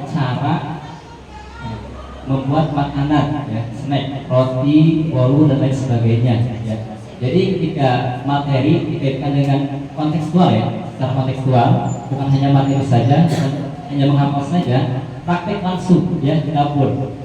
Alhamdulillah lengkap ya peralatannya dan mesin segala ya. Jadi anak itu langsung belajar praktek cara membuat roti, bolu dan lain sebagainya. Itu salah satu penerapan kami. Nah, itu sangat bermakna menurut kami ya, sangat bermakna karena bukan hanya melihat di buku materi saja, akan tetapi langsung praktek lapangan, mengetahui cara-cara membuat makanan ya. Kemudian setelah itu anak-anak disuruh untuk menikmati bagaimana rasanya, apakah enak atau belum ya. Kemudian evaluasi kembali ya, dan tidak terlepas dari bimbingan para ahli juga ya. Nah, itu sangat bermakna bagi kami ya. Itulah namanya pembelajaran kontekstual, pembelajaran mendalam ya. Artinya bermakna, anak-anak bisa mengimplementasikan dalam kehidupan sehari-hari. Karena membuat makanan itu adalah salah satu kegiatan sehari-hari ya. Kita makan harus ada apa? Nasi, lauk dan lain sebagainya. Kan itu kehidupan sehari-hari ya. Jadi anak ini sangat penting untuk mengetahui cara-cara masak yang baik dan benar dan sehat bergizi seperti itu. Ini itu kan salah satu praktek pembelajaran dalam di Amsar. Salah satunya seperti itu. Oke, boleh tepuk tangan luar biasa. Mungkin Pak Dadan kasih info lagi ya dari pembelajaran hari memasak, bisa panggil kita sebagai juri cicipnya ya. Kalian lumayan. Boleh. Baik, Sesi berikutnya adalah sesi tanya jawab. Jadi usahakan nanti Bapak Ibu yang di depan ini akan nanya nih, ataupun akan menguji tentang implementasi apa lagi sih di sekolahnya. Baik. Sesi tanya jawab ini dibuka untuk mengeksplor lebih dalam lagi tentang pembelajaran dalam. Silakan yang mau bertanya Pak Kunci lagi atau kode Ibu dulu? Ibu dulu boleh, mangga, silakan Ibu. Bukan juri, silakan Ibu. Assalamualaikum warahmatullahi wabarakatuh. Terima kasih Mbak Rizka. Tadi saya tertarik dengan sekolah alam. Kebetulan buku sebelahnya Pak begini ya. Teman saya ketika sekolah penggerak, kami dulu sekolah penggerak anak alam. Jadi kenal betul dengan ibu ini. Saya tertarik dengan konsep bahwa alam itu sebagai media pembelajaran. Betul ya, setuju ya Bapak Ibu ya. Sekarang saya minta contohnya itu, misalnya bisa menyangkut semua apel bisa menggunakan itu. Berikan 3 makro yang bisa diambil dari media alat. Terima kasih. Contohnya bisa minta bahasa Indonesia, kemudian PJOK dan seni budaya. Terima kasih. Luar biasa. Terima kasih Ibu. Silakan dijawab. Baik, langsung dijawab ya. Insya Allah izin jawab untuk pertanyaannya. Jadi ya, contoh bagaimana kita mengintegrasikan mata pelajaran yang kita ambil gitu ya, dari konsep alam. Kita ambil contoh misalkan kita ada kegiatan namanya trekking. Trekking ini kita melaksanakan perjalanan jalan kaki anak-anak gitu ya. Nah, kemudian anak-anak itu diminta untuk mempelajari apa yang dia lihat ketika dia trekking dari sekolah sampai ke tempat tujuan. Biasanya kita bikin sebuah namanya spiderweb aktivitas. Spiderweb aktivitas ini kita mengintegrasikan satu kegiatan dengan mapel-mapel yang ada di sekolah. Itu biasanya dibuat oleh wali kelasnya masing-masing. Saya ambil contoh misalkan tadi dari kegiatan trekking tadi. Contoh dari mata pelajaran matematika misalkan. Anak-anak misalkan bisa diminta mengukur jarak antara sekolah dengan tempat tujuan, ini berapa kilometer atau berapa meter kita berjalan dari lokasi kita sampai ke tujuan. Nah, itu bisa diambil seperti itu. Karena nanti dari wali kelasnya minta dari rubah dalam satuan meter, misalnya seperti itu. Atau dari tempat kita tadi berapa kali istirahat ya, itu untuk kelas bawah misalkan bisa dibuat sedemikian rupa. Kemudian dari bahasa ya misalkan dari bahasa nih kita ambil contoh dari perjalanan tersebut itu nanti anak-anak bertemu nih dengan masyarakat sekitar sekolah atau masyarakat yang kita temukan di perjalanan. Nah, misalkan kita menyapanya dengan bahasa yang baik dan sopan itu seperti apa, kemudian adabnya bagaimana, itu bisa diambil dari bahasa ya, seperti itu. Kemudian dari misalkan dari pembelajaran PAI, misalkan PAI kita ambil akhlaknya, adab-adab ketika kita lelah atau istirahat, adab ketika mau minum itu seperti apa sih, seperti itu ya. Kan harus duduk ya, berarti harus diam dulu, nggak boleh minum sambil jalan. Nah, itu bisa diambil untuk pelajaran PAI-nya, itu dari adab-adabnya. Seperti itu sih Bu, itu contoh ya dari 3 pelajaran itu. Yang lain misalkan dari IPAS, nah kita bisa lihat vegetasi apa yang kita temukan ketika melakukan perjalanan tersebut, atau dari hewan-hewan apa yang kita temukan ketika ada di lokasi tempat tujuan kita. Luar biasa. Betul sekali ya. Jadi Sari apalagi ya, asetnya banyak banget ya. Kadang-kadang sekolah-sekolah yang minder tuh kadang-kadang dulu sekolah saya mah mewah, mepet sawah, padahal sawah itu adalah aset baik untuk anak belajar langsung di alam, contohnya ekosistem dan sebagainya. Jadi sekarang yang dekat sawah gak usah minder lagi mewah-mewah. Sekolah saya mah bener-bener mewah karena memang asetnya banyak sekali. Seperti itu ya. Ngomong-ngomong tentang Jatisari, gengnya Situdam sudah datang? Katanya lagi dalam perjalanan nih, Situdam bawa geng-gengannya gitu. Belum datang ya? Oke, kita masih tunggu Mas Wei biar bergabung bersama kami. Oke, selanjutnya Ibu silakan. Nggak apa-apa, hanya saja uji lagi ya Bu. Punten. Silakan. Nggak apa-apa, tanya aja. Atau mau nanya langsung ke gurunya, kita tarik ke. Yang berdua aja deh, Ibu yang tanya aja. Maaf, ini aja. Boleh. Jadi intinya Pak, saya kan di masyarakat itu PRT. Terus dari Persani, tapi memang alhamdulillah ya banyak pembelajaran yang saya dapatkan ketika pas guru kami berdua itu mengadakan ini di sekolah gitu ya. Waktu itu melaksanakan apa sih Bu? Di Tombel ya. Jadi alhamdulillah lah, intinya saya bisa menerapkan di sekolah tempat saya tugas yang yang di Bangla Selatan 3-nya, sementara kan di Bangla Selatan 3 tidak gitu. Jadi alhamdulillah bisa menerapkan gitu. Contohnya seperti ini ya, yang saya serap. Ini menjadi cerita. Nggak apa-apa, nggak apa-apa. Jadi ya, kan di Bangla Selatan 4 sebenarnya dari dulu udah melaksanakan literasi ya dari saya waktu masih jadi guru. Kita menjaring loh dari kelas 1 sampai kelas 6 yang belum bisa baca tulis. Jadi kita ada waktu khusus untuk pembelajaran itu diambil setelah jam istirahat dari kelas 1 sampai kelas 6, dijaring semua yang tidak bisa baca tulis. Kita menyediakan gurunya yang tersedia dan kita pun menyiapkan untuk honornya.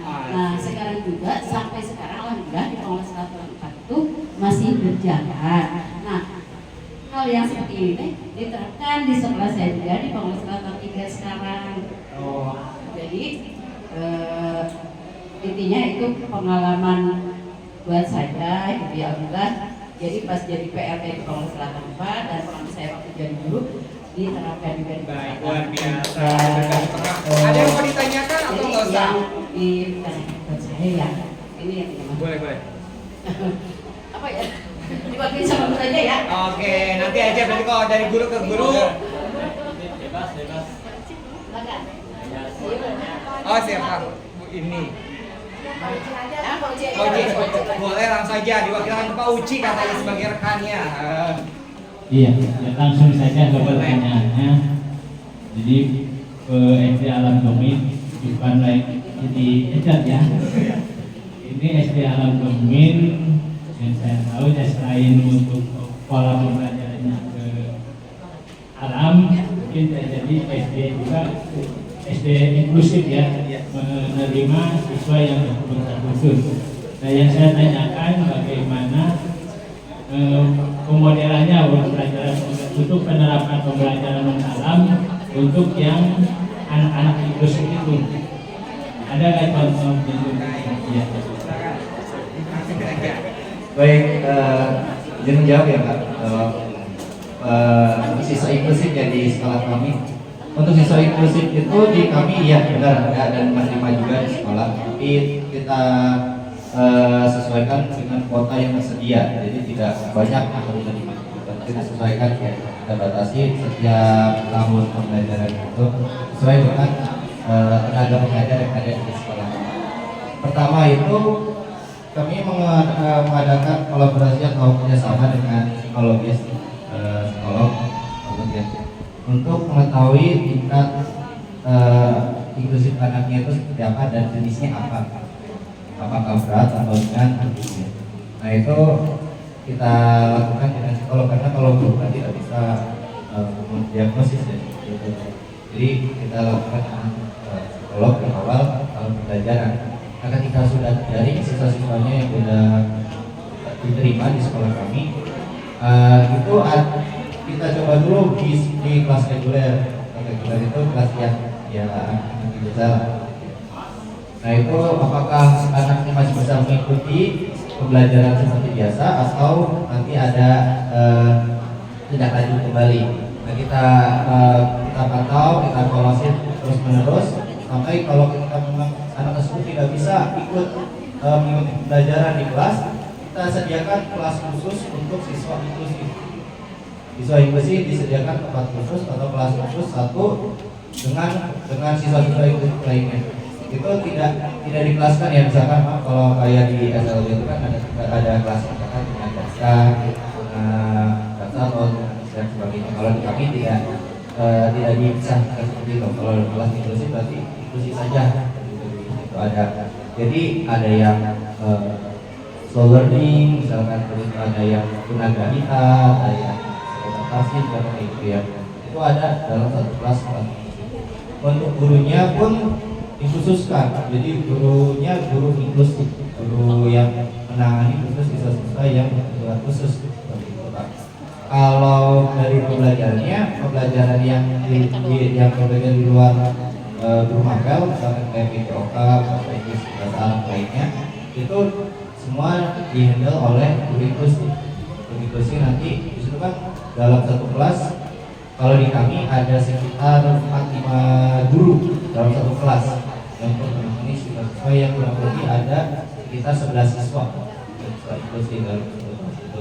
Nah, kalau pembelajaran PJOK yang mengharuskan bonding dengan anak-anak lainnya, nah itu menjadi pembelajaran. Jadi anak-anak bagaimana yang reguler bisa bergabung dengan anak-anak yang inklusif seperti itu. Nah, itu dibarengin, jadi digabung di satu ruangan atau lapangan gitu ya, dengan siswa-siswa reguler yang lainnya sesuai dengan kelasnya atau kelasnya masing-masing. Seperti itu untuk penanganan siswa inklusif di kami. Jadi memang benar ya, kami ada siswa lain. Oke, bagaimana Uci? Ada yang masih kurang digali? Boleh silakan ngomong kurang digali. Untuk mengimplementasikan pembelajaran mendalam ke yang anak berkebutuhan khusus, adakah metodologi? Ya, untuk siswa inklusif ini grade-nya itu kita turunkan Pak. Jadi kita grade-nya itu tidak bisa mengatakan misalkan memang anak itu di kelas misalkan kelas 5. Nah, karena dia berkebutuhan khusus, nah grade-nya kita turunkan. Misalkan bisa di kelas 1 gitu ya. Ya, misalkan contoh seperti ini, pembelajaran matematika anak kelas 5. Misalkan di siswa kelas 5 ini ada siswa kita yang memang kesulitan menghitung gitu. Kita sediakan karena anak tersebut tidak bisa menghitung atau mengenal angka bentuknya, angka itu kadang ada yang tidak tahu berapa angka satu itu seperti apa, kedua seperti apa, itu kadang anak sulit seperti itu. Kita sediakan alat bantu belajarnya. Misalkan contoh dengan waktu itu saya pernah mendampingi siswa itu belajar dengan lidi. Jadi lidi banyak gitu ya. Jadi kalau menghitung itu dia nggak bisa pakai jari. Nah, jadi harus dipindahkan dari sini 1, 2, 3 gitu. Misalkan 5 kurang 3 gitu. Kita sediakan di sini 5 lidi, 5 lidi di sini. Kalau dikurangkan berarti diambil. Ambil 3 gitu. Dia pelan-pelan ambil 1, 2, 3. Nanti sisanya dia ngitung lagi. Jadi nggak bisa kita kalau mengajar anak-anak tersebut itu ditulis di papan tulis itu kadang agak kesulitan. Jadi kita menggunakan media belajar yang sesuai dengan singkatan yang tersebut. Seperti itu Pak. Contoh ya dalam pelajarannya. Baik, luar biasa. Nah, biasanya yang bertanya, ini nggak ada kalau Joni, namun menteri pada ada kepala sekolahnya. Boleh dong, kepala sekolahnya kembali. Apa mau tanya langsung kepada Dada? Silakan. Komitmen. Langsung pada Dada. Siap pada Dada. Bismillahirrahmanirrahim. Yang ingin saya tanyakan adalah apa sih yang paling berkesan ya ketika Pak Dadan itu mengimplementasikan pembelajaran mendalam itu ketika kelas. Dan yang kedua,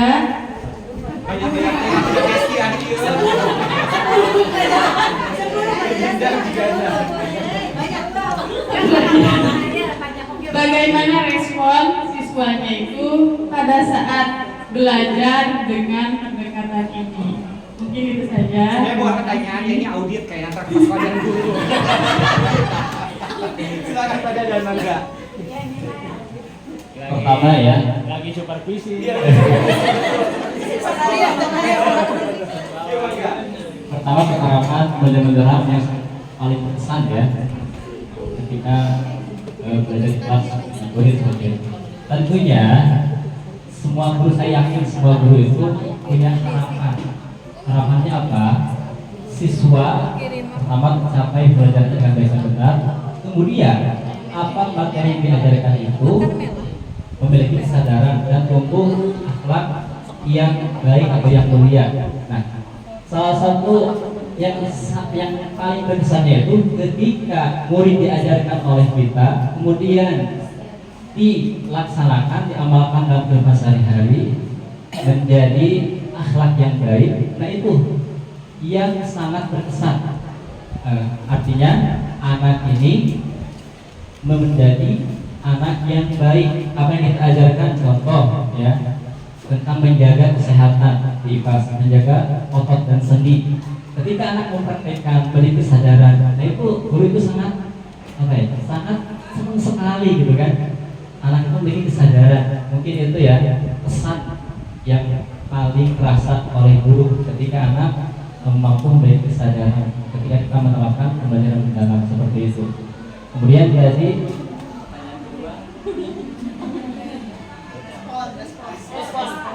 ya respon siswa ya. Oke, salah satu di antaranya ya. Sebelum dulu ya, saya ceritakan sebelum menerapkan pembelajaran mendalam itu kan kami ya guru belum tahu cara-caranya atau alur cara penerapan pembelajaran mendalam. Itu anak itu lebih cenderung melamun, bosan dan lain sebagainya ya. Betul nggak Ibu? Iya. Kemudian setelah kami mengikuti PM ini pembelajaran mendalam ya, mulai dari awal selama kurang lebih 4 bulan ya, OJT 1, OJT 2, OJT 3. Kami mendapatkan ilmu yang sangat luar biasa dari fasilitator kita.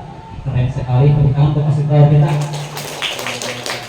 Nah, yang kami tangkap ilmu ya, tentang penerapan pembelajaran mendalam ya. Satu contohnya ada inquiry kolaboratif ya. Kemudian harus mampu menerapkan kepada anak secara kontekstual, bukan hanya hafalan ya dari itu. Nah, itu sangat menarik ya ketika kita memiliki strategi yang luar biasa yang ada dalam penerapan pembelajaran mendalam ya. Contohnya seperti kolaboratif ya, kemudian juga anak membuat proyek ya. Jadi anak itu gak bosan ketika di pembelajaran itu ada proyeknya ya. Contohnya kemarin saya membuat proyek tumbuhan ya, membawa tumbuhan pohon atau bunga dibawa ke kelas. Itu anak-anak sangat antusias ya, tidak jenuh, tidak bosan. Jadi keingintahuannya sangat dalam gitu kan, sehingga anak terus mengidentifikasi pohon tersebut. Mungkin itu ya perbedaannya sebelum menerapkan PM dan sesudah. Itu sangat menarik ya. Ada perbedaan, jadi anak lebih antusias, lebih mendengarkan dan lebih menantang ya, keingintahuannya gitu. Ya, jadi awalnya PPT pola pikir tetap menjadi pola pikir bertumbuh seperti itu ya. Jadi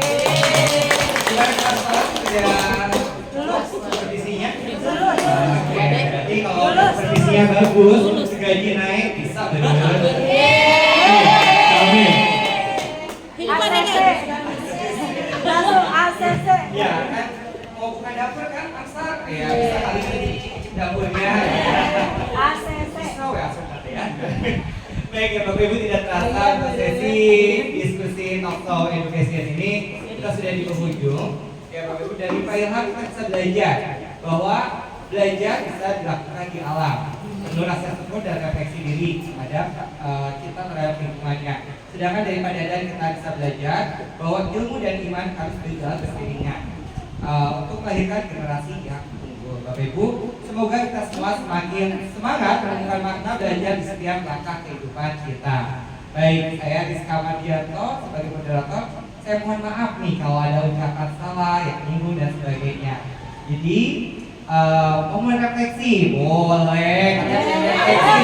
Mau di kelas bawah boleh sama Amin. Baik, kita langsung refleksi. Untung saya belum nutup ya, gitu kan refleksi. Oke, boleh. Satu kalimat saja untuk refleksi dari kegiatan pembelajaran mendalam dari pada dan dulu pengen refleksi banget. Ayo, maknanya apa? Gaji naik? Oh enggak. Satu kalimat, bukan paragraf. Kalimat aja.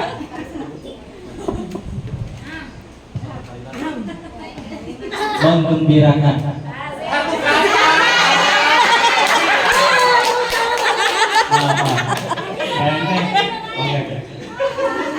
Itu jadi naik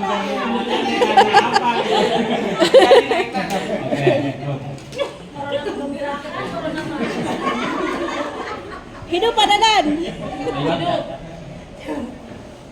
Tidak ada kesuksesan tanpa kerja keras, tidak ada kesuksesan tanpa perjuangan, tidak ada kesuksesan tanpa dorongan dari kedua orang tua.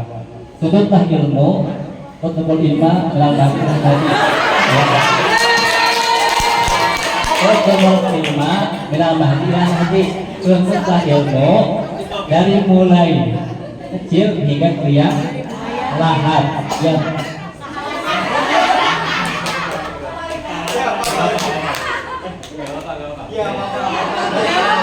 Boleh Pak Dadan, apa sih yang nggak boleh? Ya nggak apa-apa, itu lagi tausiah. Oke, pesan dari guru. Merasa haluslah dengan ilmu, merasa laparlah dengan ilmu.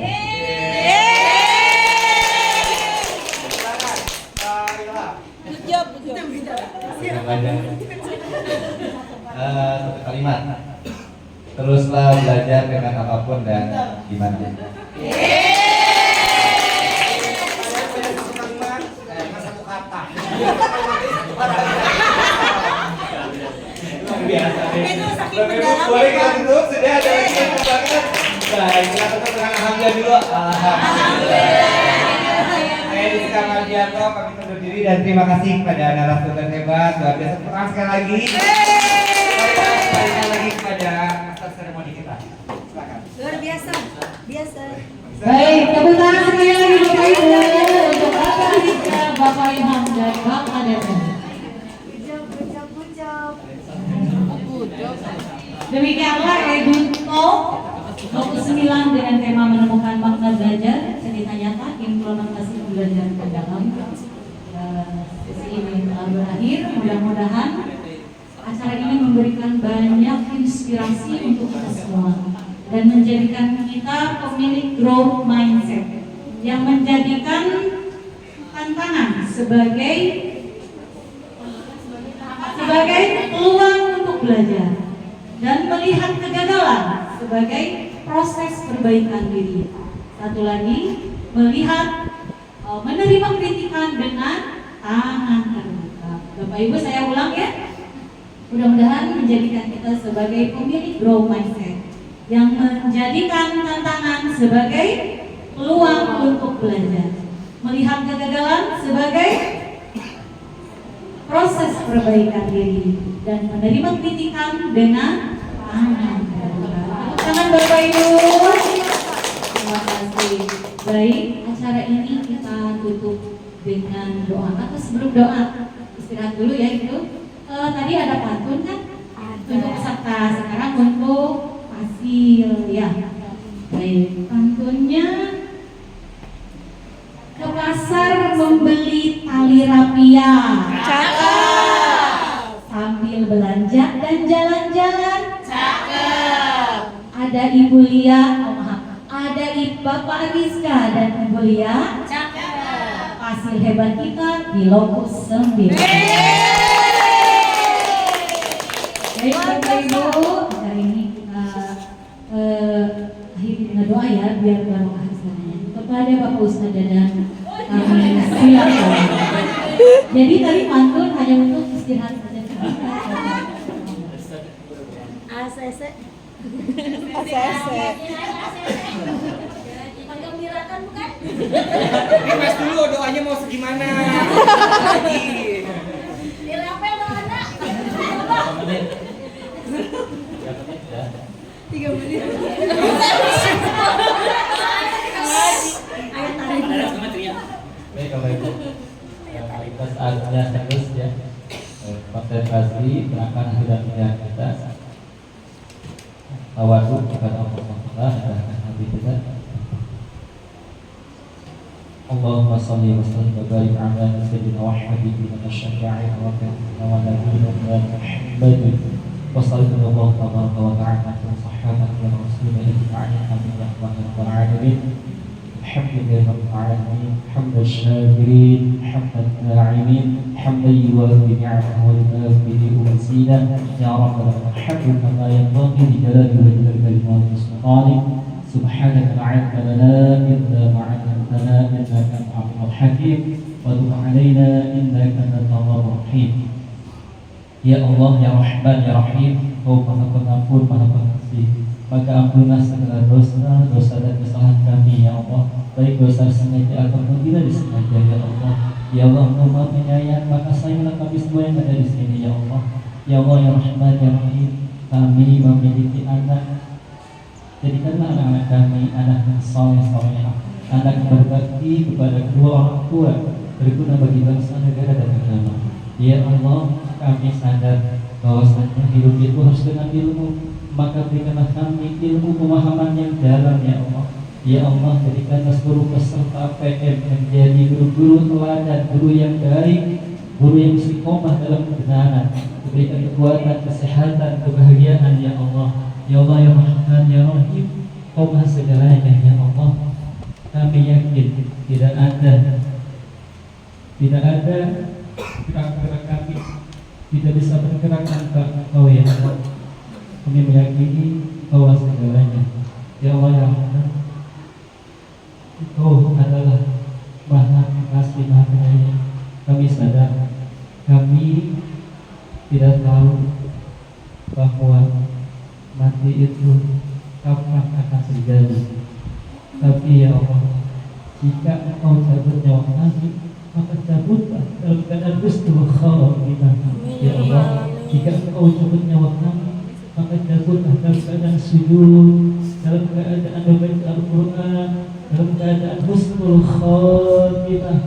La ilaha illallah. Jika Engkau cabut nyawa kami, maka cabutlah dalam keadaan membaca kalimat tauhid, kalimat yang mulia.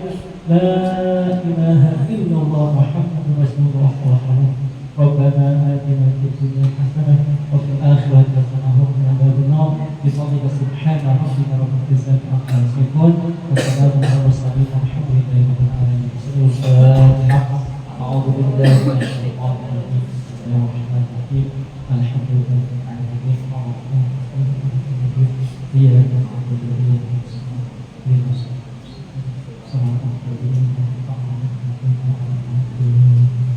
Assalamualaikum warahmatullahi wabarakatuh.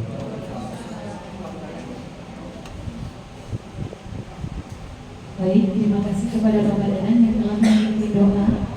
Kalau barusan sedih, sekarang gembira lagi ya Bapak Ibu, karena harus menggembirakan. Kita nyanyi dulu sebelum saya lanjut. Ayo Pak, Bapak Ibu berdiri, kita nyanyi bersama ya. Lagu Tanah Airku. Lagu balik. Bapak Ibu kita foto terlebih dahulu. Nanti ya.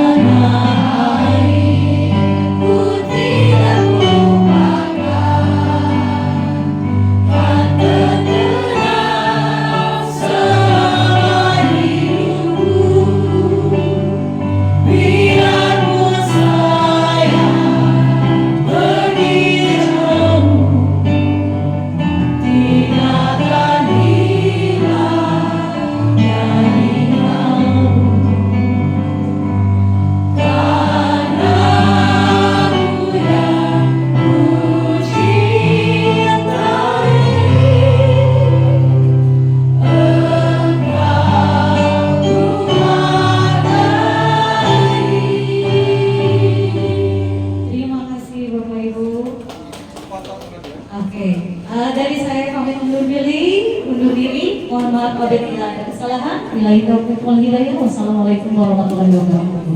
Kita berdoa bersama